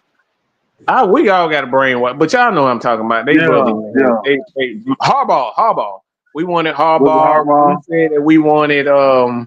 I said that I wanted several times that I wanted the other guy that's currently as defensive coordinator for Michigan, and he was the defensive Martindale. Like, bro, we got a long. Y'all got to stop with this. I was more of a Steve Wilkes guy myself, but we wanted Belichick. I was upfront about Belichick. So we want a guy that actually had success. All right. So to stop with all this nonsense saying this and that and this, like y'all don't know what we said. Like I said, Tank want his Kendrick Lamar moment right now, and he's fishing for it. That's all you got to do is put in Mad Mike and Jim Harbaugh. You just stop acting like a little bitch, because that's what you acting like. You acting like a little bitch right now because you're losing the argument because we got to answer for everything that you allegedly know. This is what bitches do when they don't get their way. Okay, we said all this, and I got over 5,000 videos. Okay, all you got to do is put Mad Mike and Jim Harbaugh, or Mad Mike and Wink Martindale, and K-Styles, 6-man K-Styles and Wink Martindale. We've done so many shows on it. So stop acting like a little bitch and do your own research. Y'all can catch me in the lie. If I lie, you can go through my catalog of 5,000 videos and see it for yourself. They ain't got the attention span to go through those 5,000 videos. Of course they don't. So I know he won't. Hey, Kev, they just not right. They just not right. That's all it is. They just not right. They just not right. They just not right. They not right. Y'all don't do your homework enough to be right. That's the problem. Y'all don't do your homework enough to beat us. Like, you do your homework, you might have a chance. But y'all not just right. They ain't just right. You know what Tank act like to me? Insurance scammer on the road. Oh, of course he does. we're gonna cover you. And then I was trying to force you to brake check, or to hit me from behind. And then when that doesn't happen, I'm gonna get mad at you for not allowing you to do that. No, they was like, and we'll cover you at 80%, and come back. Y'all can cover me. So we never said we're gonna cover you at 80%. You said Tank is the type of dude that'll slap your mama and get mad at you for whooping his ass. Right. You know what? I'm gonna gaslight the situation and get mad at you. For lighting me up. This is why Tanky Poo. This is why he in his feeling. This is why he sounds stupid. Because if you say that he didn't want it, the man interview. You don't interview for a fucking job you don't want, you dumbass. Okay, it's like we see this is why people get cussed out right here. Don't shit like that. Who the fuck I, interviews for a job they don't want? I keep telling folks the only reason why Raheem got the job that quickly was because they needed to sell tickets. Mm-hmm. I mean, if you really want to be real about that, because they knew We to want get it all Raheem, black because people thing. because you have to remember, Raheem was getting all the interviews all over the podcasts and stuff about Yeah. his opportunities and stuff like that. So what happened? Okay, so if he's getting all this attention on these podcasts, that means that's more sponsors, and more sponsors equals more viewers. So if I put him here, I'm gonna have more people watching, and hook, line, and sinker. And I'm just gonna, like I said, I'm just gonna be honest with you. They used our want for symbolism to bring him in. I'm just saying. Yeah. And the fact that but it's not just it's the symbol gesture that he's already been here as well. Familiarity at the end of the day. Familiarity is familiarity. Because what happens when a lot of stuff when you try something new and it fails, you always go back to what you're familiar with. That's always the adage right there. If I fail at something, I'm gonna go to what I'm familiar with, just so I don't avoid that. And it just so happened that what I'm just for the fact that I'm familiar with that is also gonna bring more eyes because they're gonna look at him as a symbol of the city. It's a By him being a symbolism. symbol of the city, if by him being the symbol of the city, Let me that's more break money for the it city. down to Big Dope because he acting like a big dope, not being able to think right now. Familiarity is hiring somebody, understanding what the culture is. If you are in the sales, you understand who the people are and what they like and what they connect to. For example, if you go to, and I think everybody in Georgia knows this. When you go to Athens, Georgia, for example, if you don't drink Budweiser or wear Georgia Bulldogs gear, your ass might get jumped down there. Okay, let's keep that real. You're gonna get arrested or jumped, beat up, and you might not. So you better be a Georgia Bulldog. You better have Georgia Bulldogs on your truck, your car, all that. You better have a flag, all that shit. When you go to East Lake Meadows, for example, for all the black people that understand that grew up in the 80s. If you take your ass to East Lake Meadows and nobody know you there, you got to understand that you might get your ass beat up.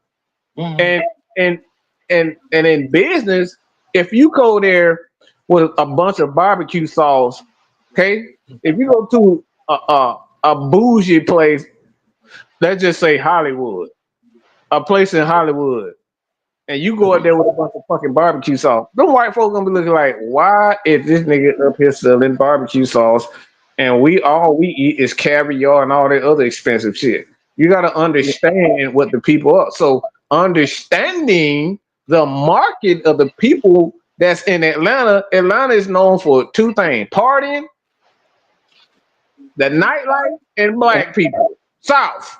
Don't forget hot wings.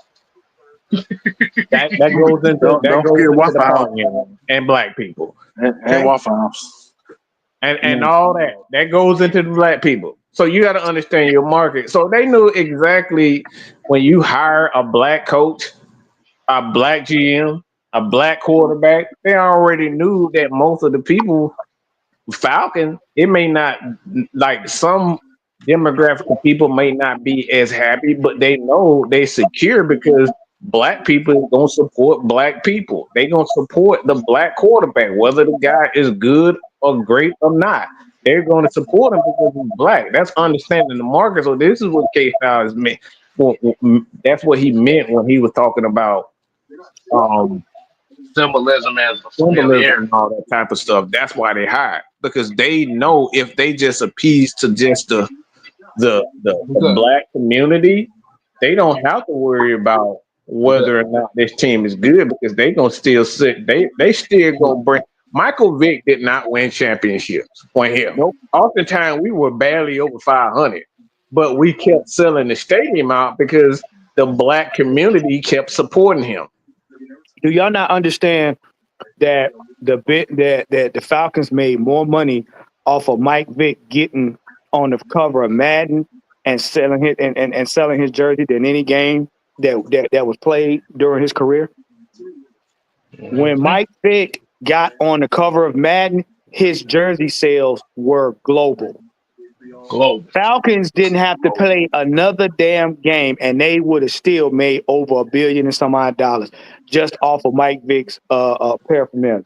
And that's why Mike Vick was Madden sold so many games it wasn't even damn funny.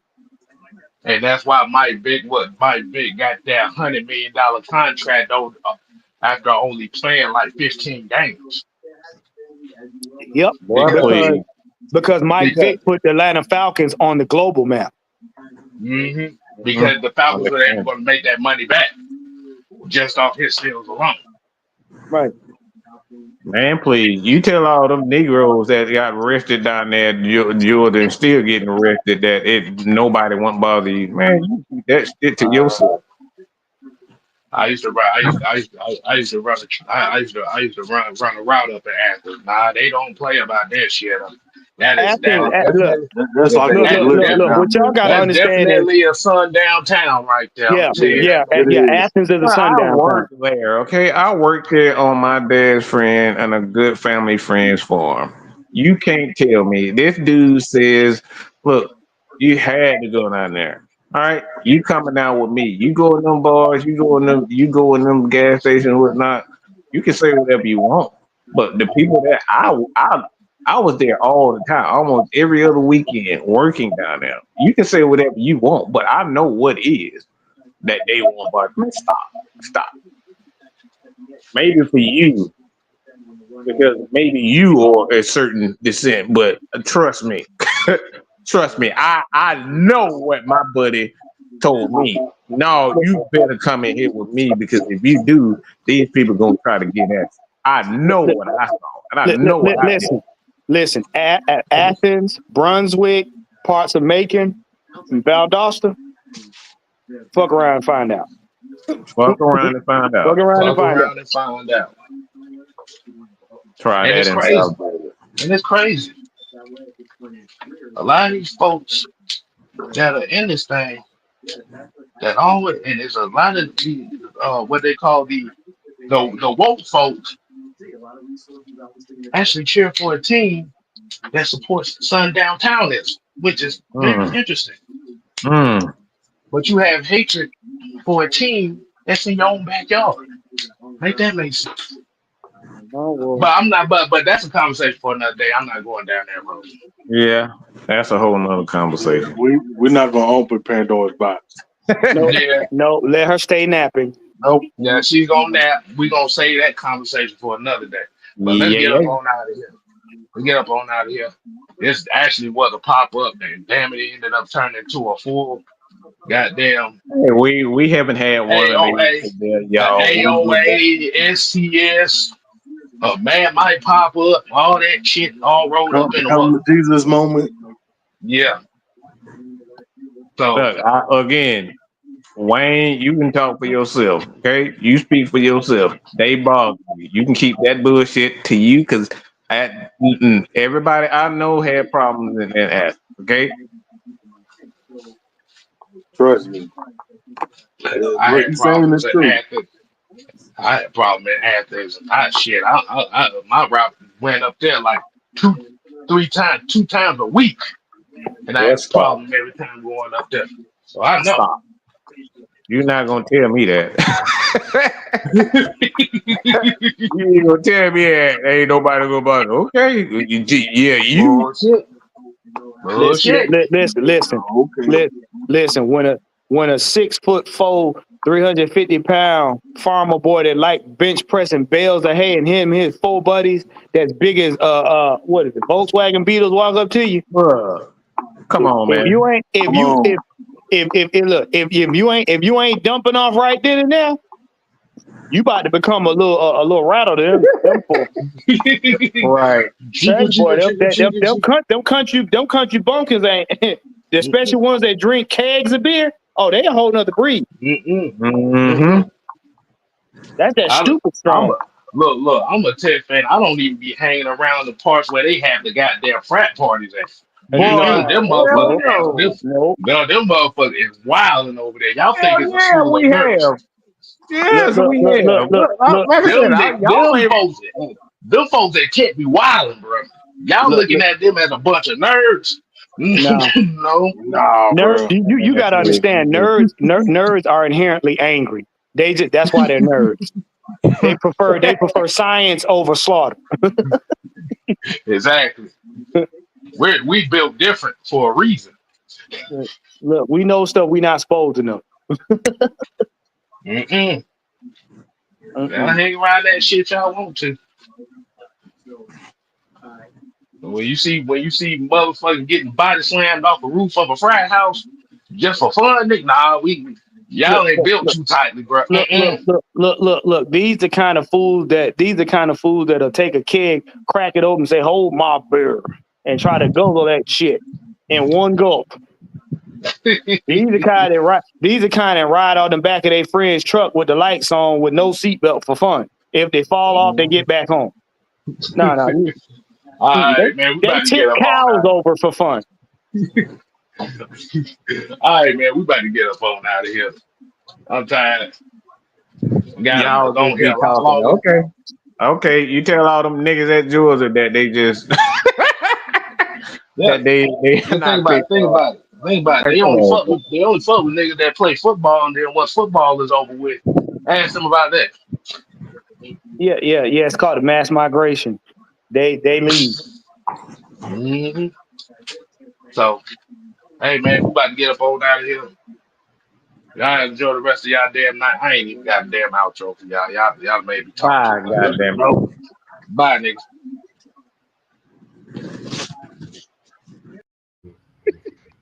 Put your eyes back in your head. Pry their eyes open and force them to see the truth. We will skin the sheep and sacrifice the weak. The unholy alliance has arrived.